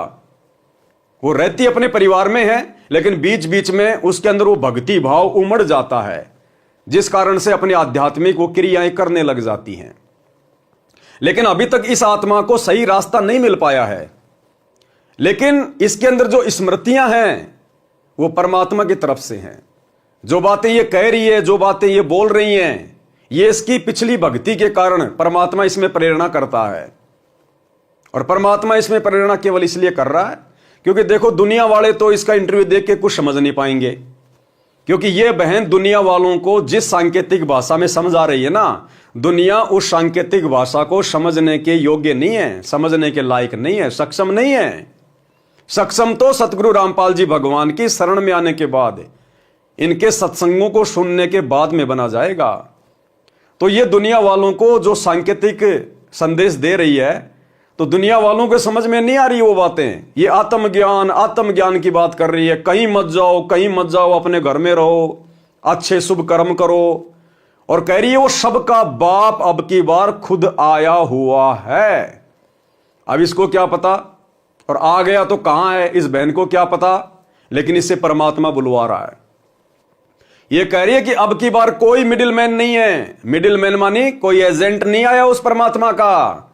अब की बार उस परमात्मा का कोई मिडिलमैन नहीं है, कोई एजेंट नहीं है। सतलोक से कोई दलाल नहीं आया, कोई एजेंट नहीं आया परमात्मा का, कोई संदेशवाहक नहीं आया। कहते अब की बार तो वो बाप खुद ही आया है, और ये बाप भाई सबके सामने रहा। ये है वो बाप जिसे आने वाले समय में पूरी दुनिया जानेगी, पहचानेगी, नतमस्तक होगी। ये है वो कल की भगवान जिसके बारे में सांकेतिक भाषा में वो नूर अनंता बहन बार बार अपने वीडियो में जिक्र करती है। इसलिए दास कहता है आप और हम भगत भाई बहनों का, विशेषकर साध संगति से जुड़े हुए भाई बहनों का परम सौभाग्य कि आज परमेश्वर ने आप और हमारा इतना ज्ञान योग खोल दिया, आप और हमारी इतनी ज्ञान वाली आंखें खोल दी हैं कि हम किसी के भी संकेत को तुरंत समझ जाते हैं, तुरंत। और मात्र संकेत समझने से बात नहीं बनती। इस प्रकार के वीडियो देखकर संकेत तो शतलोक आश्रमों से जुड़े हुए भाई बहन भी समझ रहे हैं, लेकिन जब तक आप अपने गुरु को परमात्मा नहीं मानोगे, बापों का बाप नहीं मानोगे, तब तक आप इन वीडियो को सुनकर देख भी कुछ प्राप्त नहीं कर सकते। तो आप और हम गुरुदेव के आशीर्वाद से संकेतों को भी समझ रहे हैं, और हम असल में गुरु को परमात्मा मानकर आध्यात्मिक क्रियाएं भी कर रहे हैं। और जब तक हम इस प्रकार से भक्ति मार्ग पर नहीं चलेंगे, हम कुछ भी हासिल नहीं कर सकते हैं। तो क्या कुछ कह रही है ये नूर अनंता बहन परमात्मा के आशीर्वाद से। दास बीच बीच में विश्लेषण करता रहेगा, ध्यान से सुनिए। नमस्कार, आप देख रहे हैं पीजी न्यूज। मैं प्रवीण आप सभी का बहुत बहुत स्वागत करता हूं। मित्रों, अभी हम लोग काशी में हैं और आपको बता दें कि हमारे साथ आप जिन्हें देख रहे हैं हो सकता है कि मुझे लग रहा है कि आप सभी अब पहचान गए होंगे कि नूर अनंत माता जी हैं। और आपको बता दें कि माता जी महाकुंभ को लेकर कई ऐसी भविष्यवाणियां की थी जो कि वीडियो जो है वो इंटरनेट पे पड़ी और इंटरनेट पर लोगों ने खूब प्यार दिया, आशीर्वाद दिया। और आपको बता दें कि माँ ने जो भी बातें बताई थी कुंभ में खड़ी होके गंगा जी के किनारे, वो सारी बातें जो है आज सत्य हो गई। माता जी ने कहा था कि अब की बार महाकुंभ में कुछ अलग होने वाला है। कुछ अलग का संकेत जो था वो वही था कि कुछ इस प्रकार की बातें होंगी जिनकी चर्चा पूरी दुनिया में होगी, और सही बात वही हुआ। माता जी का और साफ तौर से एक कहना था कि इसमें वही लोग बचेंगे जो पुण्य का काम कर रहा है और जो अच्छा कर्म कर रहा है, वही लोग बचेंगे, नहीं तो कुछ न कुछ तो जरूर होगा। और ऐसे में अगर बात करें तो महाकुंभ में 2 बार आगजनी की घटनाएं हुई, और अगर बात करें तो भगदड़ हुई, और भगदड़ में हम बात करें कई लोग जो है अपने को खो दिया। अब वो इस दुनिया में नहीं है। सरकार के जो आंकड़े हैं वो 30 का आंकड़ा है, लेकिन अगर हम दैनिक भास्कर की रिपोर्ट की बात करें तो दैनिक भास्कर जो है वो 1500 का रिपोर्ट बता रही है। अब आखिरकार क्या कुछ सच्चाई है इस पे तो हम नहीं बात कर सकते हैं, लेकिन फिलहाल हम अगर बात करें तो आगे को लेकर क्या कुछ चल रहा है माता जी के मन में, ये तमाम सवाल हमारे मन में हैं और वो हम माता जी से बातचीत कर सकते हैं। माता जी, एक बार फिर से आपका पीजी न्यूज़ चैनल में बहुत बहुत स्वागत है। हर हर महादेव, घर घर महादेव। अभी माता जी आप काशी में हैं और जो कुछ हुआ महाकुंभ में सब आपने टीवी के माध्यम से, और हमें लगता है कि आपने सब कुछ देखा। अभी क्या महसूस कर रहे हैं? आप काशी में हैं और इस समय क्या कुछ महसूस कर रही हैं? देखिए, ये तो अभी आप लोगों को पता चल गया होगा कि जो भी बता रहे थे वो सब चीज़ें वैसे ही सामने आ रही है। क्या होता है कि है तो बहुत कुछ, लेकिन बहुत चीज़ें ऐसी गुप्त होती है जो हम लोग खुलकर नहीं रख सकते हैं। बहुत सारी ऐसी क्रियाएं होती है जो उस तरह से मतलब प्रेजेंट नहीं की जा सकती जी। अब देखिए, ये जो कुंभ है, देख रहे होंगे कि मतलब ये वैसे भी इतिहास में इतनी गैदरिंग जो है अब सबको पता चल गया कि पहली और ये है आखिरी। हाँ। सिर्फ गैदरिंग पहली नहीं है कि आगे जाके ये है भी आखिरी, ये आखिरी बात। इसके बाद अगर हम बात करें माता जी, तो इतना ये नूर अनंता बहन कह रही है कि जिस प्रकार से आपने कुंभ में जो भीड़ देखी है, जो गैदरिंग देखी है, ये आखिरी गैदरिंग है, ये आखिरी भीड़ है।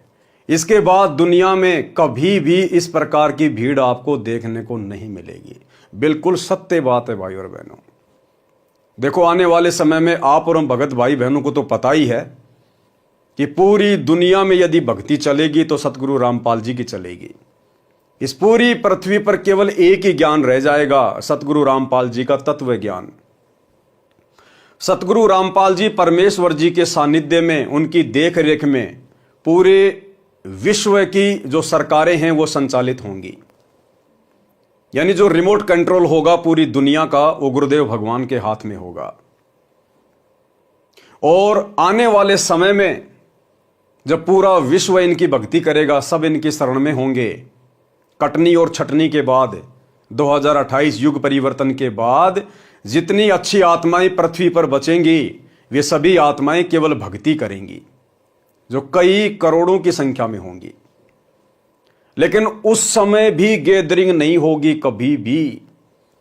अब बहुत सारे भगत भाई बहन जो सतलोक आश्रमों से जुड़े हुए हैं, उनके मन में तो यही खरपतवार चलती रहती है। वो तो यही सोच रहे हैं कि आने वाले समय में धनाना आश्रम में धनाना आश्रम को और बड़ा कर दिया जाएगा और पूरी दुनिया के लोग धनाना आश्रम में सत्संग सुनने आएंगे, करोड़ों लोग एक जगह बैठ के सत्संग सुनेंगे। नहीं, ये जो भविष्यवाणी ये बहन कर रही है ना, ये परमात्मा की विशेष प्रेरणा से कर रही है। ये लास्ट भीड़ थी कुंभ के मेले में। आने वाले समय में कोई कुंभ वाम्ब नहीं होना। अब ओलिया जितना होना था उतना। अब तो लोगों का घरों से बाहर निकलना मुश्किल हो जाएगा और आगे भी कभी भीड़ नहीं होगी। सतगुरु रामपाल जी परमेश्वर जी की भक्ति जब पूरे विश्व में शुरू हो जाएगी तो उस समय भी कभी आपको इतने लोगों की भीड़ देखने को नहीं मिलेगी। परमात्मा भीड़ इकट्ठा नहीं करेगा। ये कलयुग की बिचली पीढ़ी का समय है। परमात्मा ने घर घर में टीवी लगवा दिए, घर घर में। हर एक के हाथ में परमात्मा ने मोबाइल दे दिया, हर एक के हाथ में। परमात्मा भीड़ इकट्ठा करके सत्संग नहीं करेगा। अपने अपने घरों पे बैठो, ज्ञान दे दिया गया है।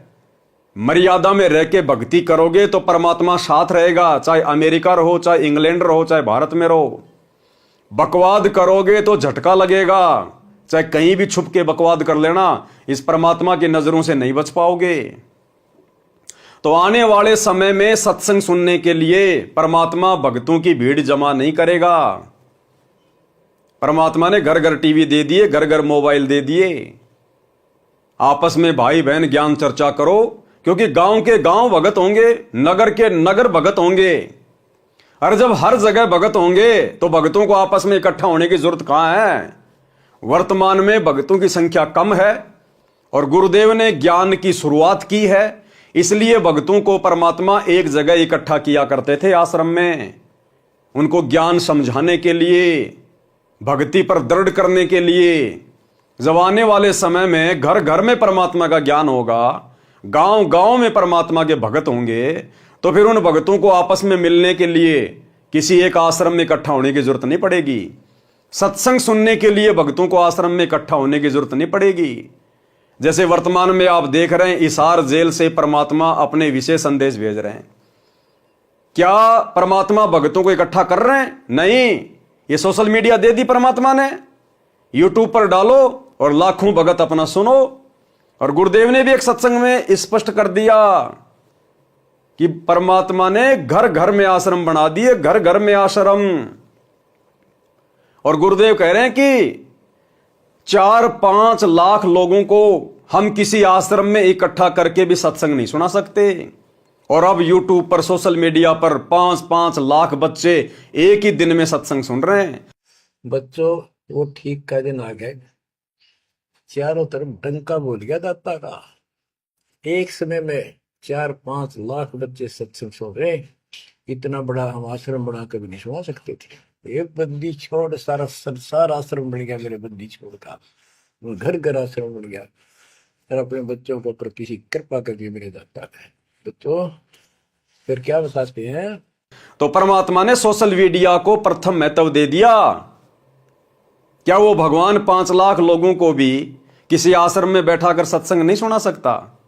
ये धनाना आश्रम वाले, गुरुदेव के परिवार वाले ये दावा करते हैं कि सतलोक आश्रम धनाना में एक बार में 10 लाख लोग बैठकर सत्संग सुन सकते हैं। अरे लेकिन गुरुदेव भगवान ने तो रिजेक्ट कर दिया उस धनाना को। गुरुदेव तो कह रहे हैं हम 5 लाख लोगों को भी एक ही समय में बैठाकर सत्संग नहीं सुना सकते। इसका मतलब क्या है? आने वाले समय में परमात्मा आश्रमों में भक्तों को इकट्ठा नहीं करेगा, भीड़ इकट्ठी नहीं करेगा। परमात्मा एक जगह रहेंगे और ये दुनिया भर के टीवी चैनल ये परमात्मा की तरफ 24 घंटे अपने कैमरे करके खड़े रहा करेंगे। 24 घंटे। जैसे आज कहीं कोई प्रधानमंत्री की रैली हो तो किस प्रकार से न्यूज चैनल वालों की गाड़ियां आ जाती हैं, कैमरे ले लेके लाइव चलाने के लिए खड़े हो जाते हैं।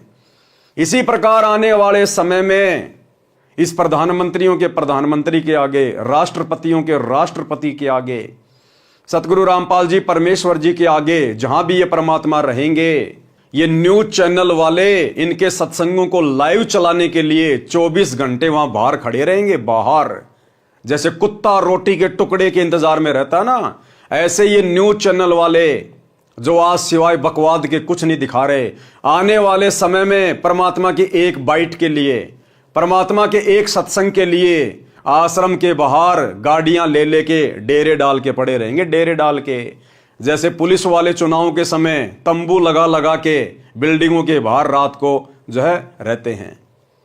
तो परमात्मा ने भीड़ इकट्ठा करने की जरूरत नहीं है। तो आने वाले समय में भक्तों की गैदरिंग नहीं होगी। ये जितने भी आश्रम वर्तमान में बना दिए गए हैं गुरुदेव की गैर हाजिरी में धर्म को धंधा बना के, ये आश्रम परमात्मा अपने परिवार वालों को दे देगा कि भैया तुम लोगों ने इसीलिए तो भक्ति की थी कि हमारे पास में संपत्ति हो, पैसा हो, लो भाई ये आश्रम संभालो, तुम ही संभालो, हमें तुम्हारे आश्रमों की जरूरत नहीं है। तो आने वाले समय में भीड़ इकट्ठा नहीं होगी। सोशल मीडिया ही एकमात्र प्रचार का साधन होगा, माध्यम होगा। इतना भीड़ कभी महाकुंभ में नहीं हुई। हाँ, और नहीं हुई है और आगे भी कभी नहीं होगी।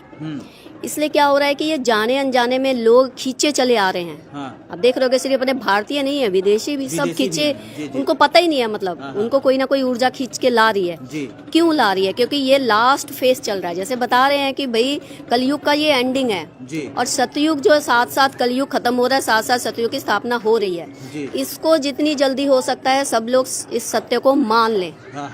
क्योंकि अब बहुत लोग हैं ना ऐसे ही बोल रहे हैं कि ये ऐसे ही ये झूठ है, ये लोगों को डराने के लिए ऐसे बोल रहे हैं। नहीं भाई, हमें क्या जरूरत पड़ी है किसी को डराने की ना। जी।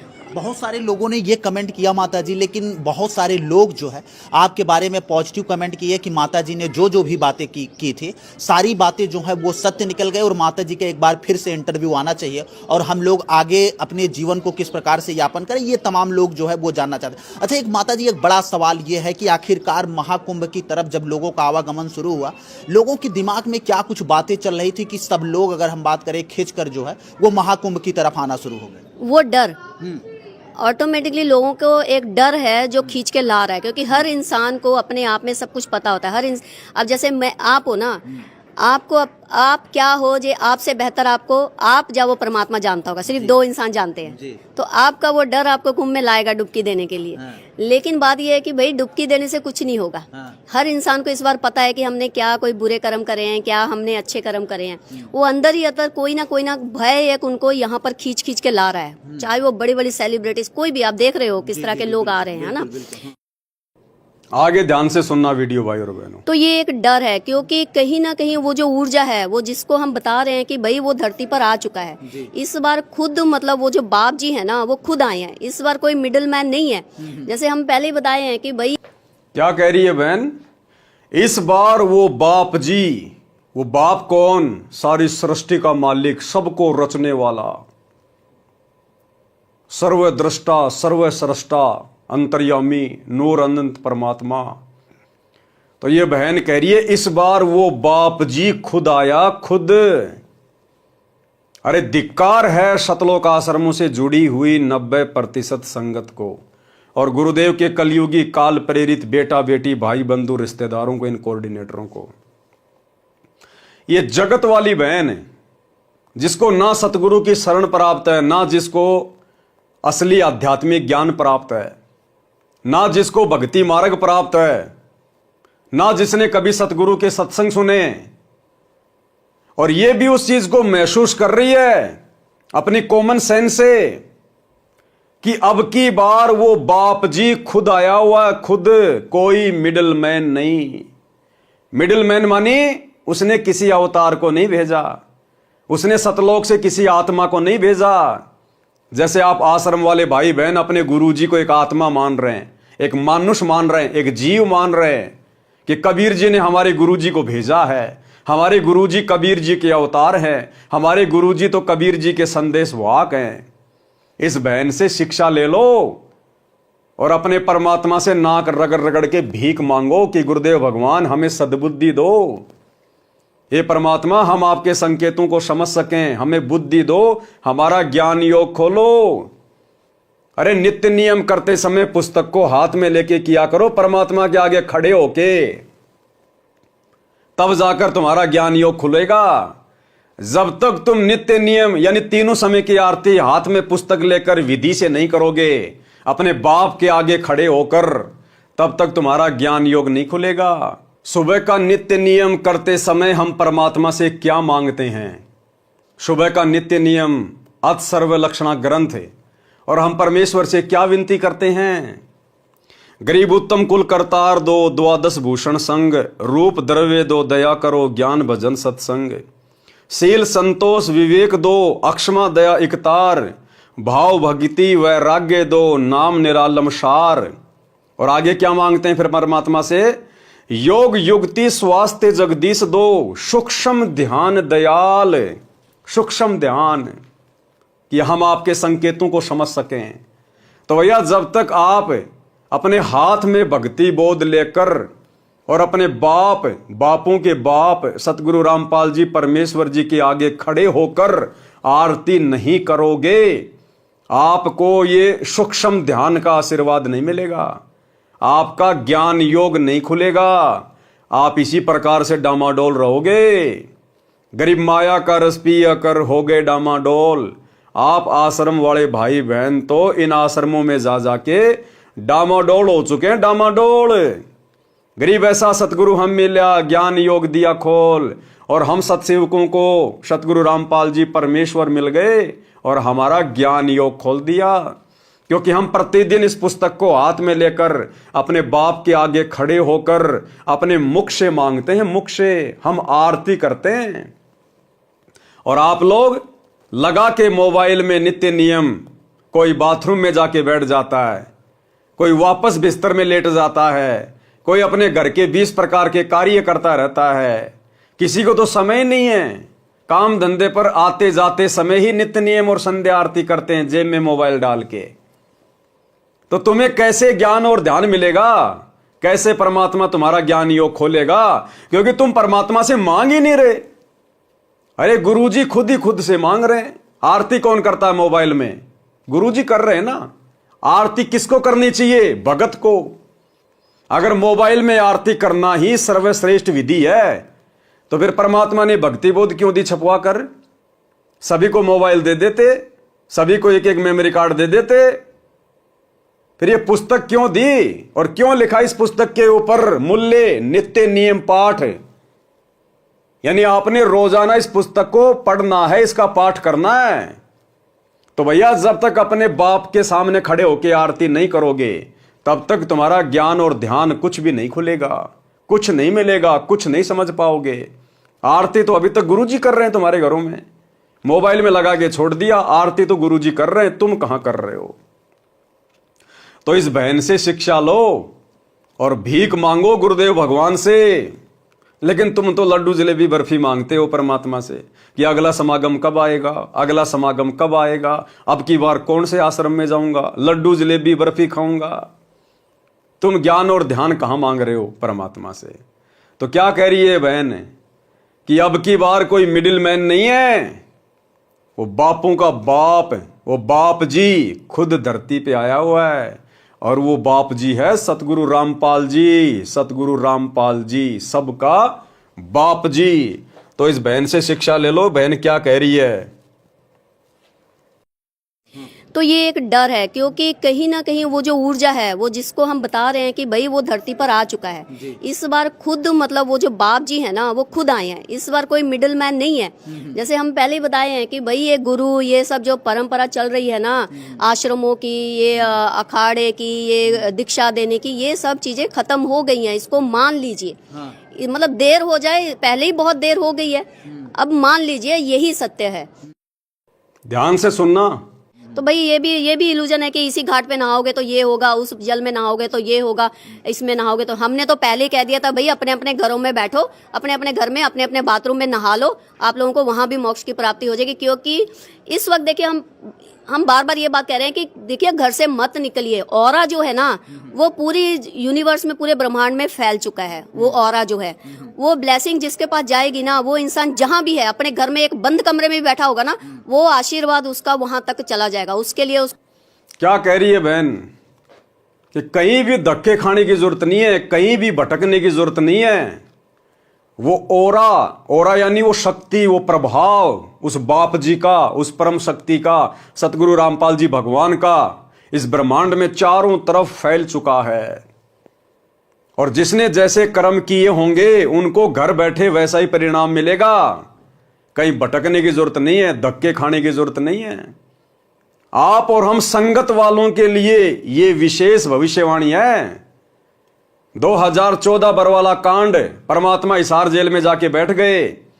उसके बाद में संगत ने आश्रमों में धक्के नहीं खाने थे, और ना वर्तमान में धक्के खाने चाहिए, ना कहीं पर संगत ने भटकना चाहिए। अगर कुछ करना चाहिए तो मर्यादा में रह के भक्ति, जो 90% संगत नहीं कर रही है। आश्रमों में जाकर केवल आपने मर्यादा तोड़वाई है, भक्ति नहीं बनाई। तो क्या कह रही है बहन कि उस परम शक्ति का जो ओरा है, जो ब्लेसिंग है, जो आशीर्वाद है, वो पूरे ब्रह्मांड में फैला हुआ है, लेकिन मिलेगा उसी को जो मर्यादा में है, जो मर्यादा में है, जो गुरु को इष्ट मानता है, जिनका कनेक्शन अपने गुरु से जुड़ा हुआ है, जिसका नाम खंड नहीं है, जिसकी मर्यादा खंडित नहीं है। वो ब्लेसिंग ऑटोमेटिक उस भगत के पास जाएगी हिसार जेल से। वो चाहे इंग्लैंड में बैठा हो, चाहे जापान में बैठा हो, चाहे हिंदुस्तान में बैठा हो, उसको आश्रमों में धक्के खाने की जरूरत नहीं है। लड्डू जलेबी बर्फी के चक्कर में हरियाई गाय की तरह भटकने की जरूरत नहीं है। यदि कोई भी भगत अपने घर पर बैठकर, यानी अपने घर पे रहकर, अपने गुरुजी की गैर हाजिरी में, जैसे वर्तमान में, और यदि वो मर्यादा में है, भक्ति कर रहा है, अपनी 5 यज्ञ कर रहा है, तो उस भगत के पास गुरुजी का आशीर्वाद वहीं पे पहुंच जाएगा। उस भगत ने आश्रमों में धक्के खाने की जरूरत नहीं है, भटकने की जरूरत नहीं है। ये सांकेतिक भाषा है इसकी। जगत वाले तो कहां समझेंगे, 90% भगत भाई बहन भी नहीं समझ रहे। और हम सत्सेवक समझ भी रहे हैं और महसूस भी कर रहे हैं, और परमात्मा का आशीर्वाद, वो ब्लेसिंग लगातार ले रहे हैं। आप और हम भगत भाई बहन सत्सेवक गुरुदेव के जेल जाने के बाद किसी आश्रम में नहीं गए, कहीं नहीं भटके, बस अपने गुरु को समझ लिया कि गुरु कैसे प्रसन्न होगा, कौन से भक्ति सुक्रम करने से गुरु प्रसन्न रहेगा। हमने वही सुक्रम करने शुरू कर दिए घर बैठे। गुरु को इष्ट मान लिया, परमात्मा मान लिया। गीता अध्याय 3 श्लोक 13 के अनुसार उनको परमात्मा मानकर भोग लगाना शुरू कर दिया। घर घर गुरु का आश्रम बना दिया, आसन लगा दिया, और नेक नीति ईमानदारी से अपना काम कर रहे हैं, और ज्ञान आधार से भक्ति कर रहे हैं। और परमात्मा अपने प्रत्येक बच्चे के साथ में है, शब्द रूप में प्रत्येक बच्चे के साथ में। दर्शन दे देकर परमात्मा विश्वास बढ़ा रहे हैं, प्रकट हो के परमात्मा विश्वास बढ़ा रहे हैं। तो परमात्मा कहां है? परमात्मा अपने मर्यादित भगत के साथ में है। घट हिम गंगा, घट हिम जमुना, घट हिम है जगदीश, सतगुरु तारेंगे। तो हमने किसी भी जगह भटकने की जरूरत नहीं है। हमने परमात्मा का आशीर्वाद, वो ब्लेसिंग प्राप्त करने वाले अच्छे भक्ति कर्म करने हैं। हमने मर्यादा में रहकर परमात्मा को प्रसन्न करना है, ताकि वो ब्लेसिंग हमें मिलती रहे और उस आशीर्वाद, उस ब्लेसिंग के बदौलत ही हम भक्ति पर टिक पाएंगे। तो ये बहन ये बात कहना चाह रही है। इस बात को दुनिया वाले तो छोड़ो, हमारे 90% भाई बहन जो आश्रमों से जुड़े हुए हैं वो भी नहीं समझ पा रहे, और स्पष्ट कह रही है कि वो सबका बाप जी खुद आ गया, खुद। तो इस बात को किसने समझा? इस बहन के इन शब्दों को किसने पकड़ा, किसने समझा? केवल सत्सेवकों ने। बाकी वीडियो बना बना के तो आश्रम वाले भी डाल रहे हैं कि इस बहन की भविष्यवाणी सतगुरु रामपाल जी के ऊपर फिट बैठ रही है, फिट बैठ रही है। अरे इस बहन की भविष्यवाणी तो गुरु जी पे फिट बैठ रही है, लेकिन तुम्हारे दिमाग में कुछ नहीं बैठ रही, तुम्हारे ऊपर फिट नहीं बैठ रही, क्योंकि तुम अपने गुरु को बाप जी मान कहां रहे हो? तुम तो इनको मिडिल मैन मान रहे हो। अगर तुम अपने बाप सतगुरु रामपाल जी को बाप जी मान लेते इस बहन के अनुसार, तो भाई तुम उस कागज के टुकड़े दाढ़ी मूंछ वाले कबीर जी की फोटो को अपने घर में रखकर, अपने दरबार में रखकर, अपने लॉकेट में टांग कर, और जून के महीने में उस मुर्दा फोटो को कबीर मानकर, उसका कबीर प्रगट दिवस मनाकर अपने बाप सतगुरु रामपाल जी को मिडिल मैन घोषित ना करते। क्योंकि सतगुरु रामपाल जी के रहते सहते किसी अन्य को परमात्मा मानना, उस दाढ़ी मूंछ वाली कबीर जी की मुर्दा फोटो को कबीर भगवान मानना, उसका प्रकट दिवस मनाना जून के महीने में, सतगुरु रामपाल जी को मिडिल मैन मानना है, मिडिल मैन। तो इस बहन की भविष्यवाणी तो फिट बैठ रही है, लेकिन आप आश्रम वाले भगत भाई बहनों के दिमाग में यह बात फिट नहीं बैठ रही कि सतगुरु रामपाल जी स्वयं बाप जी हैं। आज भी तुम लोग उनको मिडिल मैन ही मान रहे हो, मिडिल मैन। और जब तक जून के महीने में वो दाढ़ी मूंछ वाले नकली मुर्दा कबीर का प्रकट दिवस मनाते रहोगे, तब तक तुम्हारी नजरों में सतगुरु रामपाल जी मिडिल मैन ही रहेंगे। और आदरणीय गरीबदास जी ने मिडिल मैन को मानुष कहा है, मानुष। गुरु मानुष कर जानते ते नर कहिए अंध, ओहे दुखी संसार में आ गए यम के फंद। तो भाई और बहनों, इस बहन के विचारों को केवल सत्सेवकों ने समझा है। ये बात कह रहे हैं कि देखिए घर से मत निकलिए। ऑरा जो है ना वो पूरी यूनिवर्स में, पूरे ब्रह्मांड में फैल चुका है। वो ऑरा जो है, वो ब्लेसिंग जिसके पास जाएगी ना, वो इंसान जहां भी है, अपने घर में एक बंद कमरे में भी बैठा होगा ना, वो आशीर्वाद उसका वहां तक चला जाएगा। उसके लिए उसको चल के आने की किसी घाट में जरूरत नहीं है। ये मतलब इस सत्य को जितनी जल्दी हो सकता है, मैं तो आम जनता के लिए कहूंगी, क्योंकि आम जनता भोली भाली होती है। वो ऐसे गुरुओं के चक्कर में लोग जो कहानियां सुनाते हैं उनमें उन लोग बह बह के ये सब रास्ते अपना लेते हैं। भाई आम जनता को यही कहूंगी, अपने अपने घर में बैठो, बाहर मत निकलिए। इस वक्त बहुत ही हालात जो है वो बहुत खराब, और हो सकता है इससे भी हाँ, इससे भी। अच्छा, आप इसको एक मिनट, यहाँ पर मैं एक चीज कहना है, इसको ये समझ लीजिए, ये मत समझिएगा कि एक छोटी सी घटना कुंभ में हुई और ऐसे ऐसे करके कुछ लोग मर गए। आपको क्या पता कितने लोग मरे नहीं मरे ना, क्या पता आप लोगों को दिखाए ना। ये आप लोगों के लिए एक मैसेज है कि इससे भी बड़ी घटना मतलब हो सकती है, जहां पर मतलब इतनी भीड़ में मतलब ज्यादा संख्या में मतलब लोगों की जान जा सकती है। ये तो परमात्मा ने एक इशारा, छोटा सा इशारा किया है। ये संकेत दुनिया वालों के लिए नहीं है, ध्यान रखना। ये दुनिया तो मरती आई है, मर रही है और आगे भी ऐसे ही मरेगी। परमात्मा अगर किसी आत्मा में प्रेरणा करके कोई संदेशा दिलवाते हैं तो अपने पंथ के लोगों के लिए दिलवाते हैं। ये इस बहन का संकेत इन आश्रमों की तरफ है, इन आश्रमों की तरफ जहां पर समागमों में भीड़ इकट्ठा हो रही है। और 2018 में परमात्मा ने एक छोटा सा ट्रेलर भी दिखा दिया था। 2018 रोहतक का पशु मेला ग्राउंड, 10-12 लाख भगत इकट्ठे कर दिए गए सतलोक आश्रम मैनेजमेंट हरियाणा के द्वारा। और किस प्रकार से आंधी तूफान आया, बारिश आई, सारी व्यवस्था अस्त व्यस्त। ये तो शुक्र मनाओ कि परमात्मा की शरण में हो, वरना सैकड़ों की संख्या में वहां पर भगत भाई बहन भीड़ में दब दब के मरते। जिस प्रकार कुंभ के मेले में कई ट्रक लोगों के कपड़ों और चप्पलों के भर के बाहर फेंके गए ना, उस समय 2018 में कबीर प्रकट दिवस पर पशु मेला ग्राउंड रोहतक में एक ट्रॉली भगतों की चप्पलों की, जूतों की भर के बाहर फेंकी गई थी। भगत भाई बहन, किसी का बैग रह गया, किसी के चप्पल रह गए, किसी के जूते रह गए, किसी का बच्चा रह गया, अपनी जान बचा के भागे थे वहां। सारी व्यवस्था बिगाड़ दी काल ने। नमस्कार। नमस्कार दोस्तों, सच समाचार में आपका स्वागत है। आज हम पहुंचे हैं रोहतक पशु मेला ग्राउंड में, जहां पर कबीर प्रकट दिवस बहुत ज़ोरों शोरों से मनाया जा रहा है। आपको बता दें कि ये 622वां कबीर प्रकट दिवस है, जो कि संत रामपाल जी द्वारा इस ग्राउंड में बहुत ही विशाल तरीके से मनाया जाता है। आप देख सकते हैं कि ये भंडार घर में सेवादार चाय वितरण कर रहे हैं और लाखों की तादाद में यहाँ भगत जन आने का जो है कि बताया जा रहा है। और ये देख सकते हैं कि आप सब्जियाँ आ चुकी हैं और सेवादार किस तरह लगे हुए हैं। लगभग 10,000 सेवादार ऑलरेडी पहुँच चुके हैं और इस बार टेंट की व्यवस्था बहुत ही ज़बरदस्त है। और देखिए, आप देख सकते हैं कि किस तरह हैवी टेंट है और सब सेवादार देखो सेवा कर रहे हैं। लेकिन होता क्या है कि अचानक तूफान आ जाता है। आप देख सकते हैं कि सेवा करते हुए तूफान तेज़ी से आगे बढ़ रहा है और अपना प्रचंड रूप धारण कर रहा है। आपको बता दें कि 28 जून के भंडारे में भी इस तरह विशाल तूफान आया था और बारिश हुई थी, लेकिन इस बार भी देख सकते हैं आप कि कितना भयंकर तूफान। देखिए कैसे भगत जन तूफान में दौड़ रहे हैं।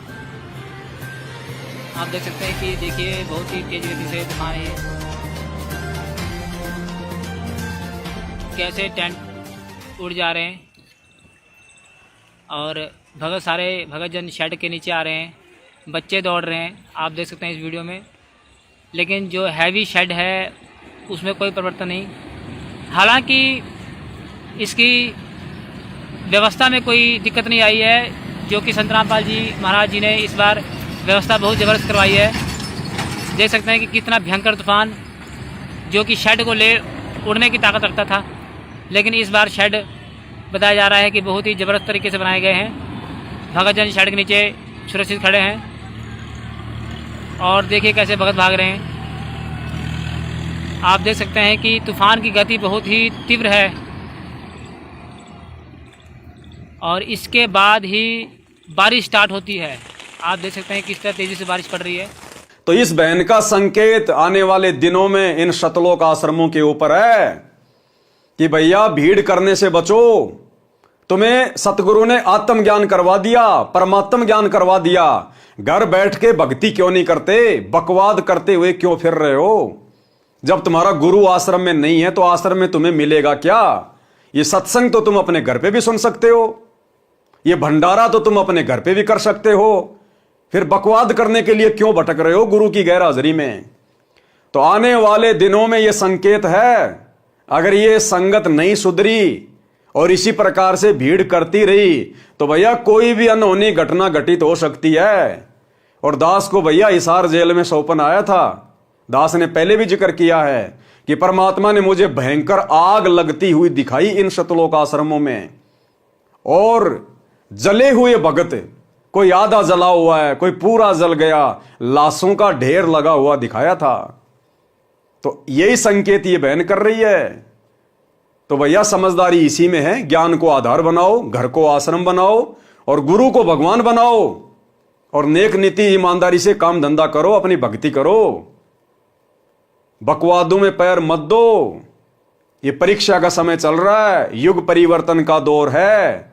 ज्यों ज्यों हम आगे बढ़ेंगे 2028 तक, आपको हर प्रकार से काल का षड्यंत्र, काल का भयंकर जाल चारों तरफ बिछा हुआ दिखाई देगा, लेकिन उस समय बाहर नहीं निकल पाओगे। फिर अभी भी मौका है, अभी भी मौका है। 2025 में संभल जाओ, सुधर जाओ। हो सकता है ये साल परमात्मा अपने भक्तों को लास्ट मौका दे दे कि भैया 2025 तक भी संभल जाओ, सुधर जाओ, अन्यथा फिर आने वाले समय में पश्चाताप करने का मौका भी नहीं मिलेगा। संभलना तो बहुत दूर की बात है, पश्चाताप करने का मौका भी नहीं मिलेगा। तो इन आत्माओं में परमात्मा ही प्रेरणा करते हैं और इस बहन की तो घर बैठे बैठे सेवा लग गई। अब इस वीडियो के माध्यम से जितने भी सत्सेवक भाई बहन ये संदेश सुनेंगे, देखेंगे, समझेंगे, उनका विश्वास अपने गुरुदेव भगवान में और ज्यादा दृढ़ होगा कि हमें तो विश्वास था ही था कि हमारे गुरुदेव सबके बाप जी हैं, लेकिन परमात्मा ऐसी आत्माओं से भी संदेशा दिलवा रहे हैं जो गुरु जी के आसपास भी नहीं है, फिर भी वो संकेतों में कह रही हैं कि वो सबका बाप आ चुका है। अब वो सबका बाप कौन है, ये बात आप और हमें भली भांति पता है। तो इस आत्मा की भी बैठे बैठे सेवा लग गई है। तो भाई और बहनों, अब हम आगे बढ़ते हैं अपने आज के टॉपिक के ऊपर। तो यही सारी बातें बार बार केशव जी कबीर परमात्मा से कह रहे हैं कि हे परमात्मा, आप सतलोक को वापस चलो। आप कैसे इन लोगों को ज्ञान समझाओगे, कैसे ये लोग भक्ति करेंगे? ना इनका शरीर ढंग का, ना इनके विचार ढंग के, शरीर में इनके नरक भरा पड़ा है। तो केशव जी ने भी हाथ खड़े कर लिए। इसलिए ये बहन कह रही है कि किसी मिडिल मैन की बस की बात नहीं है। ये कलयुग की बिचली पीढ़ी है। बाप जी ने खुद ही आना है, और बाप जी खुद 8 सितंबर 1951 को आ चुके हैं, और सन 1994 से अपना यथार्थ 13वां कबीर पंथ शुरू करके सतयुग की शुरुआत कर चुके हैं।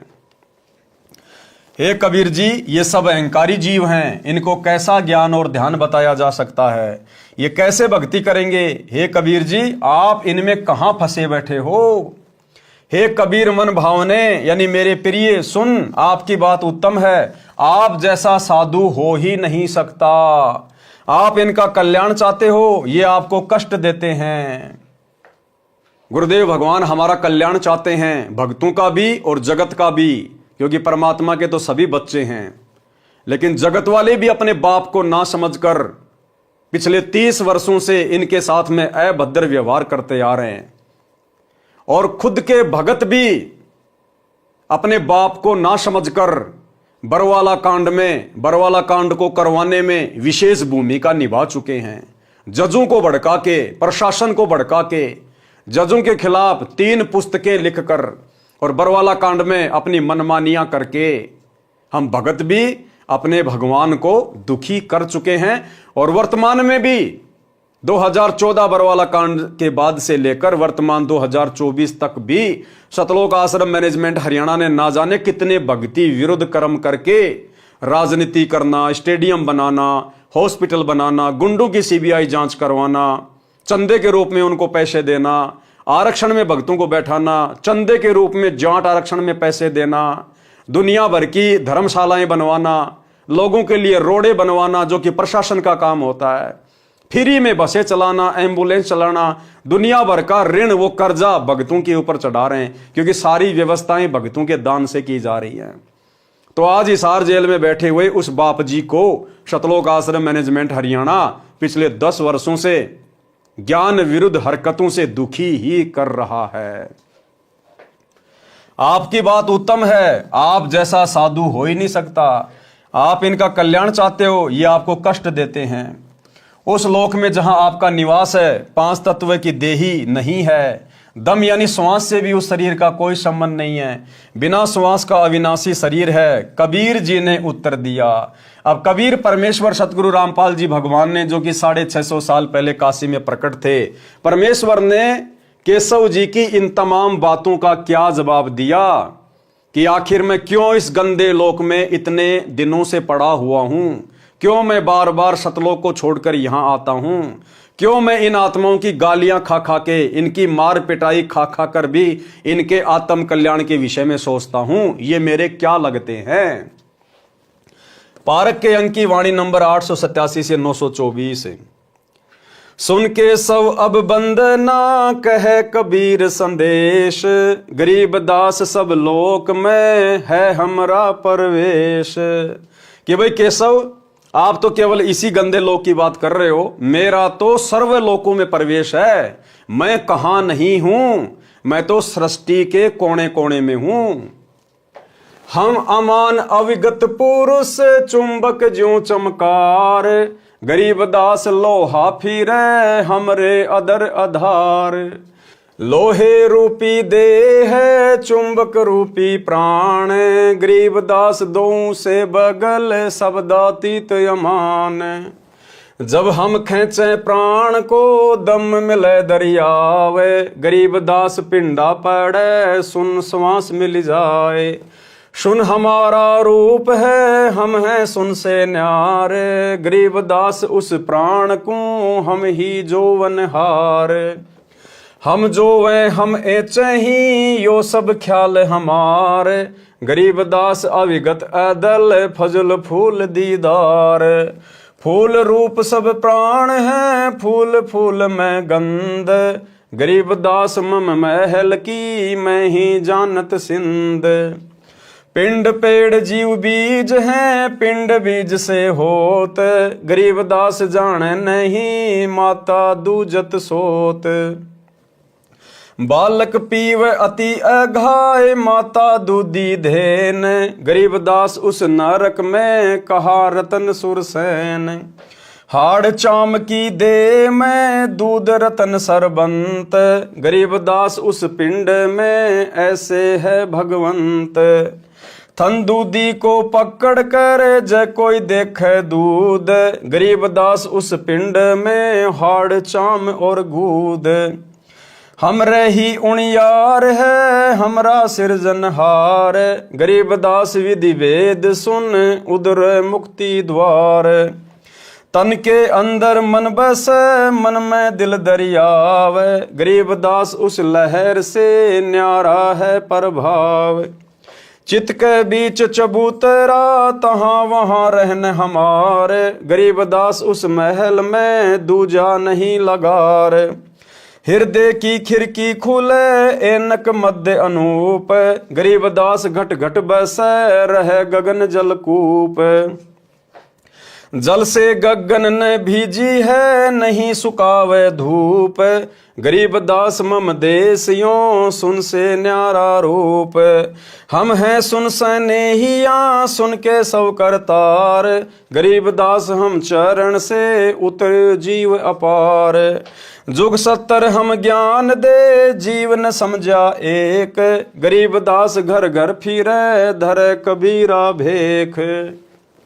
70 युग सेवन किए किने न बूझी बात, गरीबदास मैं समझावत हूँ मोहे लगावे लात। कल्प कोटि जुग बीतिया हम आए हर बेर, देखो क्या कह रहे परमात्मा केशव से, कल्प कोटि युग बीतिया हम आए हर बेर, यानी हर बार इस पृथ्वी पर हम ही आए हैं, कोई अवतार नहीं आया, किसी को भेजा नहीं है सतलोक से। कल्प कोटि युग बीतिया हम आए हर बेर, यानी हर बार हम खुद ही आए हैं। तो अब की बार क्या किसी को भेजेंगे क्या? अब की बार भी परमात्मा स्वयं ही आए हैं। कल्प कोटि युग बीतिया हम आए हर बेर, गरीबदास के सब सुनो दिन भक्ति की टेर। स्वर्ग मृत्यु पाताल में हम बैठे कई बार, गरीबदास घर घर सीजा मार मार कह मार। हमरी जाति अपूर्वी पूर्व रहनी हमारे, गरीबदास कैसे जुड़े पश्चिम के कातार। हम है पूर्व ठेठ के उतरे ओगट घाट, गरीबदास जीव दक्षिण के यो नहीं मिलती साट। हम पूरब के पूर्वी उत्तर देश उतरंत, गरीबदास जीव दक्षिण के यो नहीं संगी चलंत। जिन हमरी सीख लई काटो यम जंजीर, गरीबदास के सब सुने ऐसे कहें कबीर। अब क्या कहते हैं कबीर परमात्मा कि जब जब मैं इस धरती पर आता हूं और जो ज्ञान बताता हूं, मर्यादा बताता हूं, और जिन जिन आत्माओं ने मेरे से शिक्षा लेकर मेरी मर्यादा निभाई है, आजीवन भक्ति पे लगे रहे हैं, कहते हैं मैं उन सब की काल की जंजीरें काट देता हूं। जिन हमरी सीख लई काटो यम जंजीर, गरीबदास के सब सुने ऐसे कहें कबीर। फिर बाजी बिदना रचे वह नहीं जीव आवंत, गरीबदास सतलोक में अमर पटा पावंत। अनंत कोटि बाजी तहाँ रचे सकल ब्रह्मांड, गरीबदास मैं क्या करूं काल करत जीव खंड। अब परमात्मा कहते हैं भैया मैं तो सबको ज्ञान देता हूं, सबको समझाता हूं, सबके भले की सोचता हूं, लेकिन मेरा और इस काल का एक एग्रीमेंट हो रखा है। जब मैं प्रथम बार यहां पर आया था काल की तपतशिला पर, तो काल ने मेरे से वचन लिया था कि परमात्मा आप नीचे जाओगे, सबको ज्ञान दोगे, सतलोक लेके जाओगे, तो फिर मेरा पेट कैसे भरेगा?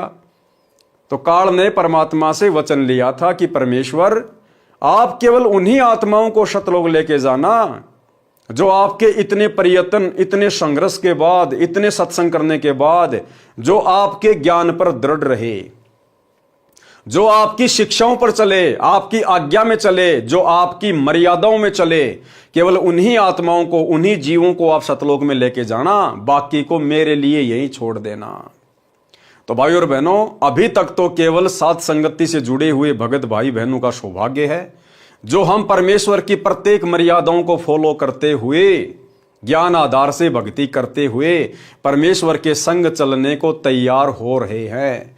बाकी सतलोक आश्रमों से जुड़े हुए भाई बहन वर्तमान समय 2024 तक पूरी तरह से खंडित हैं, परमेश्वर की हर प्रकार की मर्यादाओं को तोड़ के बैठे हैं। देखा देखी में महाभारत की गांधारी की तरह आंखों पर जानबूझकर काली पट्टी बांध कर बैठे हुए हैं। अनंत कोटि बाजी जहां रचे सकल ब्रह्मांड, गरीब दास मैं क्या करूं काल करत जीव खंड। कीलों काल निकंद हूं जीव विध्वंस नहीं होए, गरीब दास जुल्हा कह शब्द न बूझे कोई। परमात्मा कहते हैं, भाई केशव, मैं इतना सक्षम हूं, इतना समर्थ हूं, मैं इस काल को बांध के रख सकता हूं, बांध के। कीलों काल निकंद हूं, कील मानी बांध देना, निष्क्रिय कर देना, और यह काल मेरी किसी भी आत्मा को परेशान नहीं कर सकता यदि कोई मेरे शब्द के ऊपर टिका रहे तो। लेकिन शब्द न बूझे कोई, लेकिन कोई मेरी शिक्षाओं पर टिक नहीं पाता, मर्यादाओं पर रह नहीं पाता। कीलों काल निकंद हूं जीव विध्वंस नहीं होए, गरीब दास जुल्हा कह शब्द न बूझे कोई। मनुष्य जीव की क्या बात है पशु पक्षी परवान, गरीब दास जुल्हा कह करी हूं हंस अमान। कि भैया स्त्री और पुरुषों की तो बात ही छोड़ दो, मैं तो पशु पक्षियों को भी मोक्ष दे सकता हूं यदि मेरी मर्यादा में रहें तो। मैं बंजारा आदि का याई हमारी साठ, गरीब दास जीव अभय करी बोहर न आवे बाट।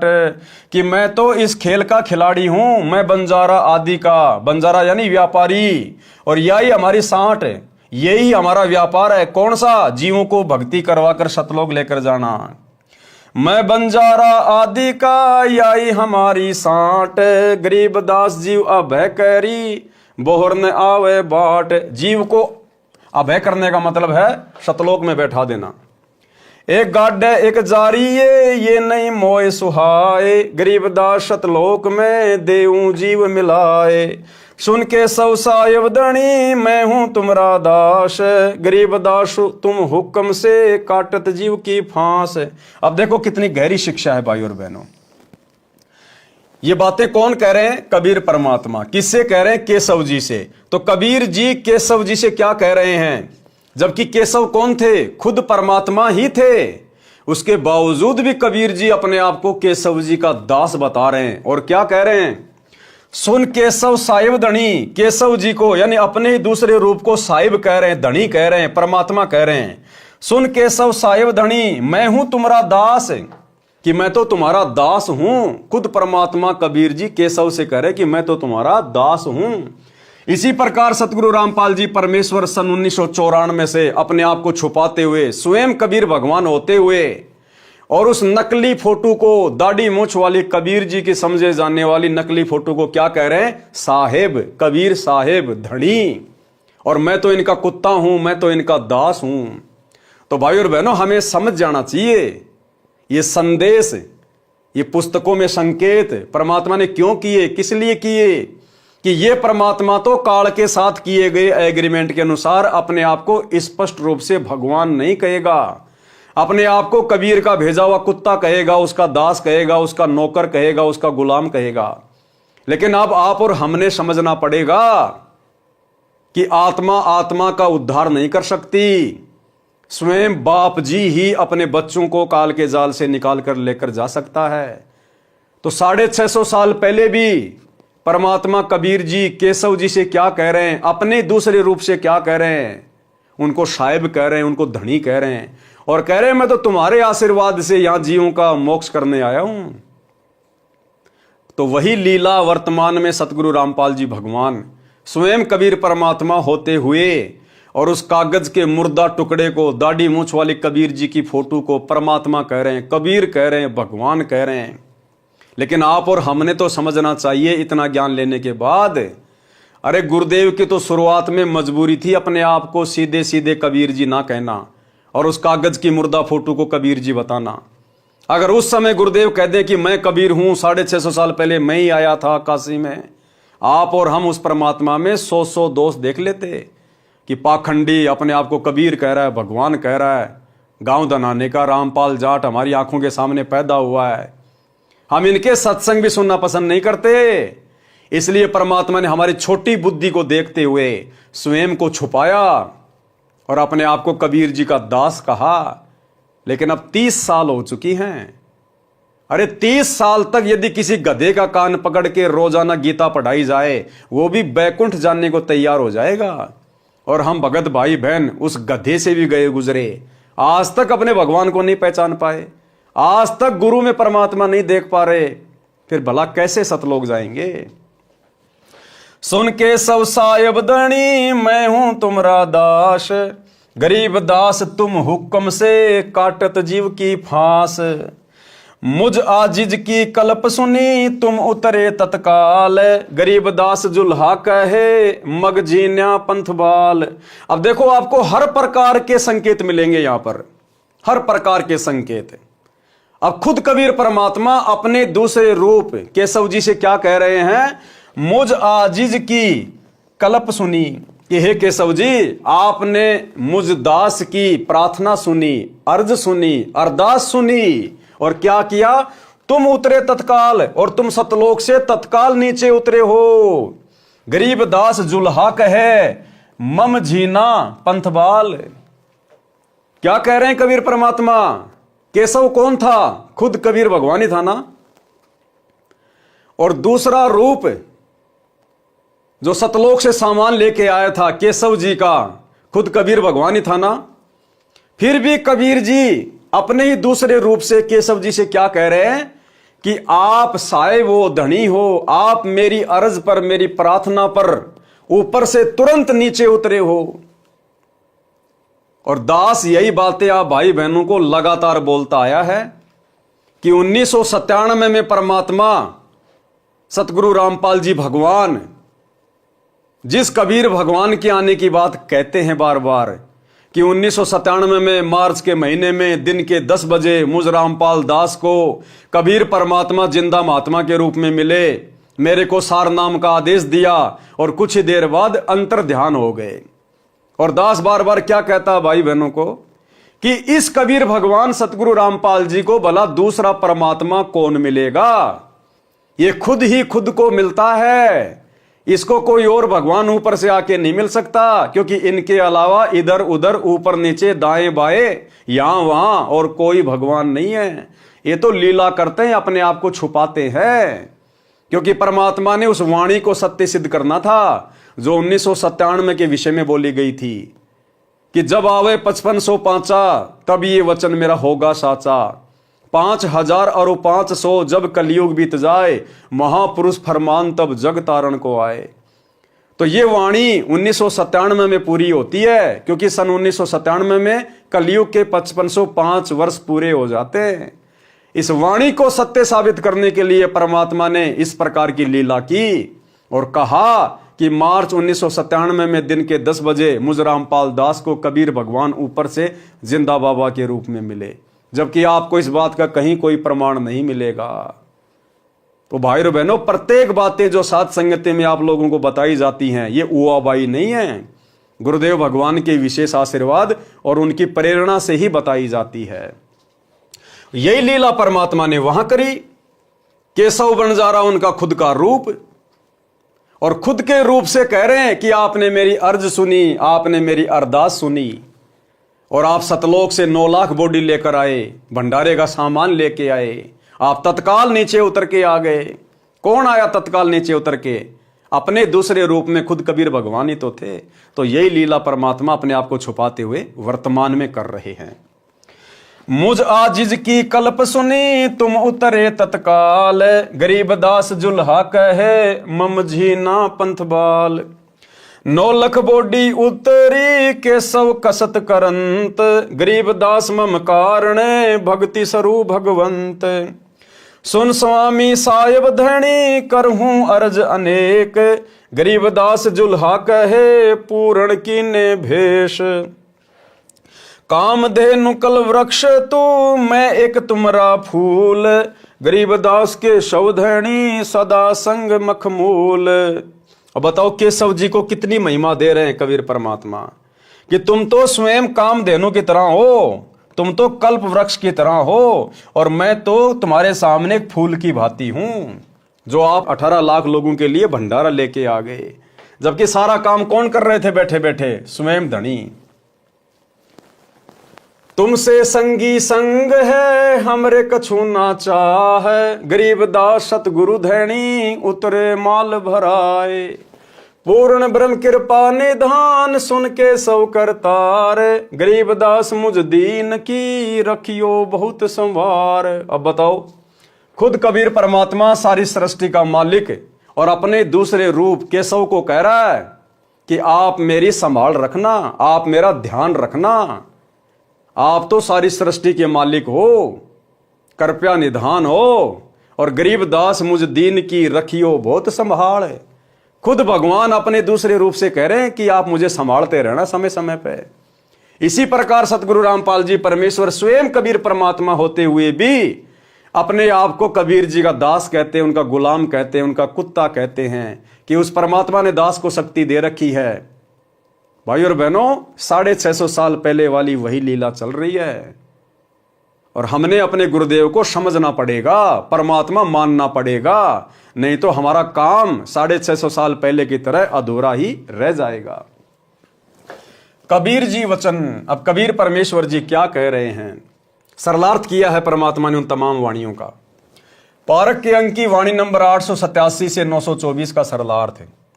कबीर जी ने कहा कि हे केशव, मेरा निवेदन सुन, मैं सब स्थानों पर विद्यमान हूं, मैं सर्वव्यापक हूं।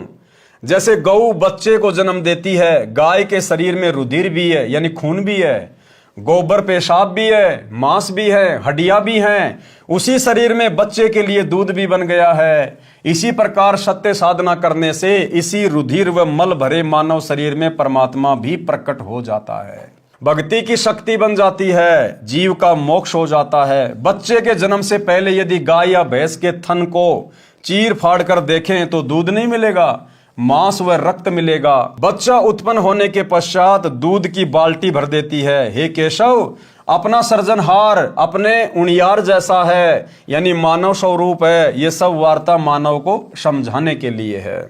मैंने यानी कबीर जी ने, जो काल से अधिक प्रभावित है, कर्महीन है, उनको 70 युग तक तत्व ज्ञान समझाया। जुग 70 हम ज्ञान दिया, जीव न समझा एक भी जीव नहीं समझा। मैं घर घर भिन्न भिन्न वेश धारण करके जाता हूं, समझाना चाहता हूं, मेरे को लात मारते हैं। हे केशव सुन, मैं करोड़ों कल्पों तक बार बार सच्ची भक्ति करने की प्रेरणा करने स्वर्ग लोक, पाताल लोक तथा पृथ्वी लोक पर कई बार गया और आया हूं। ये जीव मेरे पीछे पड़ जाते हैं, कहते हैं कि ये झूठा ज्ञान कहता है, इसको मारो मारो। 2006 का क्रोथा कांड, 2014 का बरवाला कांड, वर्तमान में हिसार जेल में बैठे हुए, और 2000 से पहले सन 1994 से 2000 तक गांव गांव जाकर परमात्मा सत्संग करते थे, जीवों को समझाया करते थे। लोग गालियां निकाला करते थे, लोग जो है पत्थर मारा करते थे, बदसलूकियां किया करते थे कि ये हमारे देवी देवताओं को कमजोर बता रहा है, देवी देवताओं की भक्ति छुड़वाता है, इनको छोटा बताता है। भाई और बहनों, सेम वही लीला वर्तमान में चल रही है। हम पूर्व के यानी ऊपर सतलोक के रहने वाले हैं, जीव पश्चिम के हैं, इसलिए बोली मिलती नहीं है। परमात्मा हमें समझाना चाहते हैं, गुरुदेव कह रहे हैं कि हम तो पूर्व देश के हैं यानी सतलोक के हैं, और ये जो जीव हैं 21 ब्रह्मांड के प्राणी, ये हैं पश्चिम के। और पूर्व और पश्चिम वालों की आपस में भाषा मिलती नहीं है। जैसे विश्व के मानचित्र में जो पूर्व में देश हैं, जैसे अमेरिका है, इंग्लैंड है, ब्रिटेन है, ये हैं, और जो पश्चिम दिशा है उसमें हमारा ये भारत देश आता है। तो अमेरिका की भाषा में, यानी जो पूर्व में देश हैं उनकी भाषा में, उनके व्यवहार में, उनकी संस्कृति में, और हमारा जो भारत देश है जो पश्चिम में है, यहाँ की भाषा में, यहाँ के लोगों के आचार विचार व्यवहार में, संस्कृति में रात दिन का अंतर है। वो हिंदी नहीं जानते, हम लोग अंग्रेजी नहीं जानते। इसी प्रकार परमात्मा कहते हैं कि मैं तो पूर्व देश का रहने वाला हूं, सतलोक का रहने वाला हूं, और ये हैं पश्चिम के। इसलिए ये मेरे तत्व ज्ञान को इतनी जल्दी और इतनी आसानी से समझ नहीं पा रहे हैं, जिस कारण से ये मेरा विरोध करते हैं। हम पूर्व के यानी ऊपर सतलोक के रहने वाले हैं, जीव पश्चिम के हैं, इसलिए बोली मिलती नहीं है। पश्चिम यानी काललोक के निवासी हैं, यानी हमारे ज्ञान को समझ नहीं पाते। इनको काललोक का लोकवेद पढ़ा रखा है। मेरी कोशिश है कि इनको नरक से निकालूं। जिन्होंने हमारी शिक्षा यानी उपदेश मान ली, दीक्षा ले ली, उनके जम जंजीर काल के लोक के पाप कर्मों के बंधन को समाप्त कर देता हूं। इस बात को केशव भी सुन रहा था तथा प्रभावित हो रहा था। कबीर जी ने कहा कि वे मेरी शरण वाले सत्य भक्ति करके सतलोक में चले जाते हैं, वहां पर अमर पट्टा यानी अमर पद प्राप्त करते हैं। वे कभी जन्म मृत्यु के चक्कर में नहीं गिरते। मैंने यानी कबीर जी ने अनंत करोड़ दुनिया बनाई है, अनंत करोड़ ब्रह्मांड बनाए हैं। मैं इतना सक्षम हूं, परंतु काल जीव का नाम खंड करवाकर मेरे से दूर कर देता है। बताओ मैं क्या करूं? मैं काल को कील दूं यानी बांध दूं, किसी भी जीव को कष्ट नहीं होगा, सब सतलोक में चले जाएंगे, परंतु मेरे ज्ञान को कोई नहीं मानता, न सुनता है। कबीर जुलाहा ये कह रहा है कि मानव की तो बात ही क्या, पशु पक्षियों को भी सुखी कर दूं। मैं तो सदा का बंजारा यानी व्यापारी हूं। मेरी यही सांठ यानी सौदागरी है कि जीवों को सच्चा ज्ञान, सच्चा नाम बताकर, भक्ति करवाकर, काल ब्रह्म का हिसाब करवाकर, जीव को मुक्त करवाकर सतलोक ले जाऊं। वे जीव पुनः काल के जाल में नहीं आते। उन जीवों को अमर कर देता हूं जो भिन्न भिन्न धर्म बनाकर काल में आपस में लड़ा रखे हैं, भिन्न भिन्न रीति रिवाज बना रखे हैं। हिंदू मुर्दे को जलाता है, मुसलमान इसे बुरा मानते हैं, वे जमीन में गाड़ते हैं। मुझे ये अच्छा नहीं लगता। मैं चाहता हूं कि ये तत्व ज्ञान समझें, एक हो जाएं, सत्य साधना करें, सतलोक जाएं, सदा सुखी रहें। डबल रोल करके कबीर जी ने कहा कि हे केशव, हे मालिक, मैं तो आपका दास हूं। डबल रोल करके क्या कहा केशव से कि हे मालिक, मैं तो आपका दास हूं, आपका नौकर हूं। अब सतगुरु रामपाल जी भगवान भी तो उस कागज की मुर्दा डाडी मूछ वाली कबीर जी की फोटो के आगे हाथ जोड़ के यही कहते हैं कि हे परमात्मा, मैं तो आपका दास हूं, आपका नौकर हूं। तो क्या वो कबीर जी केशव जी के दास थे, क्या नौकर थे? आप और हमें पता है ना, नहीं थे। इसी प्रकार सतगुरु रामपाल जी भगवान ये बापों के बाप हैं, स्वयं कबीर भगवान है। आप और हमें भक्ति समझाने के लिए परमात्मा एक प्रकार से दास की भूमिका कर रहे हैं। डबल रोल करके कबीर जी ने कहा कि हे केशव, हे मालिक, मैं तो आपका दास हूं, आपकी आज्ञा से जीवों के कर्म बंधन काटता हूं। मुझ आजिज की पुकार सुनकर आप तत्काल सहयोग के लिए उतरे हो, 9 लाख बॉडी लेकर आए हो, मेरी लाज रखी है। आपके कारण भगवान की सच्ची भक्ति प्रारंभ होती है। हे केशव साहिब धनी, मैं आपका धन्यवाद करता हूं कि आपने सब पंथों के साधुओं को पूर्ण रूप से तृप्त किया है। आप तो कामधेनु यानी मनोकामना व सब प्रकार के खाद्य पदार्थ देने वाली देवताओं की गाय के समान हो। मैं आपका छोटा सा फूल यानी बच्चा हूं। अब बताओ, खुद भगवान अपने दूसरे रूप को केशव को कह रहा है, मैं तो आपका बच्चा हूं। अब यही भूमिका तो वर्तमान में उस दाढ़ी मूछ वाली फोटो के सामने स्वयं सारी सृष्टि का मालिक कह रहा है, निभा रहा है कि मैं तो कबीर जी का दास हूं, कबीर जी का नौकर हूं। आप जैसे साथी मेरे साथ हैं, फिर मुझे क्या चाहिए? अरे ये शब्द तो आप और हमने कहने चाहिए कि हे गुरुदेव भगवान, आप जैसा साथी हमारे साथ है तो फिर हमने और किस बात की जरूरत है, फिर हमें क्या चाहिए? मेरे सतगुरु धनी, आप माल भरकर उतरे हो। हे पूर्ण ब्रह्म केशव करतार, मेरी अर्ज सुनो। मुझ दीन का बहुत ध्यान रखना, काल लोक में मेरी सुध लेते रहना। खुद परमात्मा होने के बावजूद भी अपने आप को छुपा रहे हैं। तो आज कैसे खुल्लम खुल्ला कह देंगे कि मैं कबीर हूं? ये ज्ञान इसीलिए तो दिया है, ये बिचली पीढ़ी का समय और ये शिक्षा और ये प्रमाण किस लिए दिए हैं? कि हम अपने गुरु को पहचान लें कि हमारा गुरु किसी का नौकर नहीं, हमारा गुरु कोई दास नहीं, कोई आत्मा नहीं, बापों का बाप है, कोई मिडिल मैन नहीं है, स्वयं कबीर भगवान हैं। पारक के अंक की वाणी नंबर 925 से 930। सुन कबीर के सौ कहें जो कुछ करो सो कीन, गरीबदास मुख्तार तुम दीन बेदीन। सुन सतगुरु तो से कहूं तुम हो दीन दयाल, गरीबदास आदीन में तुम साहिब अबदाल। अनंत कोटि ब्रह्मांड को त्यारत लगे न बार, गरीबदास के शौक हैं तुम ही दारमदार। तुम ही दारमदार हो यहाँ कल्प नहीं इंच, गरीबदास के शौक हैं तुम रे ही परपंच। तुम परपंची आदि का अनंत जीव तुम त्यार, गरीबदास के शौक हैं तुम कोली घनसार। अनंत लोक ताना तण्या गुद्दी गाठी तू बीन, गरीबदास के शौक हैं तुम कोली परवीन। केशव जी के वचन तथा भंडारा संपन्न की वाणी। अब भाई और बहनों, आज की वीडियो में हम केवल इतना ही लेंगे। कल रात्रि 8 बजे सभी भाई बहन फिर से लाइव जुड़िएगा। आगे कबीर परमात्मा की और केशव जी की और क्या क्या बातचीत होती है, और काशी में जो भंडारा परमात्मा ने करवाया अपने 18 लाख से अधिक आत्माओं को, फिर उसमें परमेश्वर ने और क्या क्या ज्ञान गोष्ठी की, और किस प्रकार से आत्माएं भंडारा लेकर तृप्त हुई, और कैसे परमात्मा की जय जयकार करने लगी, और कैसे सिकंदर लोदी का धार्मिक गुरु शेख तकी अंत में फिर भी बाज नहीं आया, और कैसे परमात्मा ने अंत में उसको उसके कर्मों की सजा दी। तो कल रात्रि 8 बजे सभी भाई बहन फिर से लाइव जुड़िए। तब तक गुरुदेव भगवान हम सबको आज्ञा दें, इजाजत दें, आशीर्वाद दें। बंदी छोड़ सतगुरु रामपाल जी भगवान की जय हो। भाई जो गुरु बचन पे डट गे, कट गे फंद 84 के, कट गे फंद 84 के, कट गे फंद 84 के। भाई जो गुरु बचन पे डट गे, कट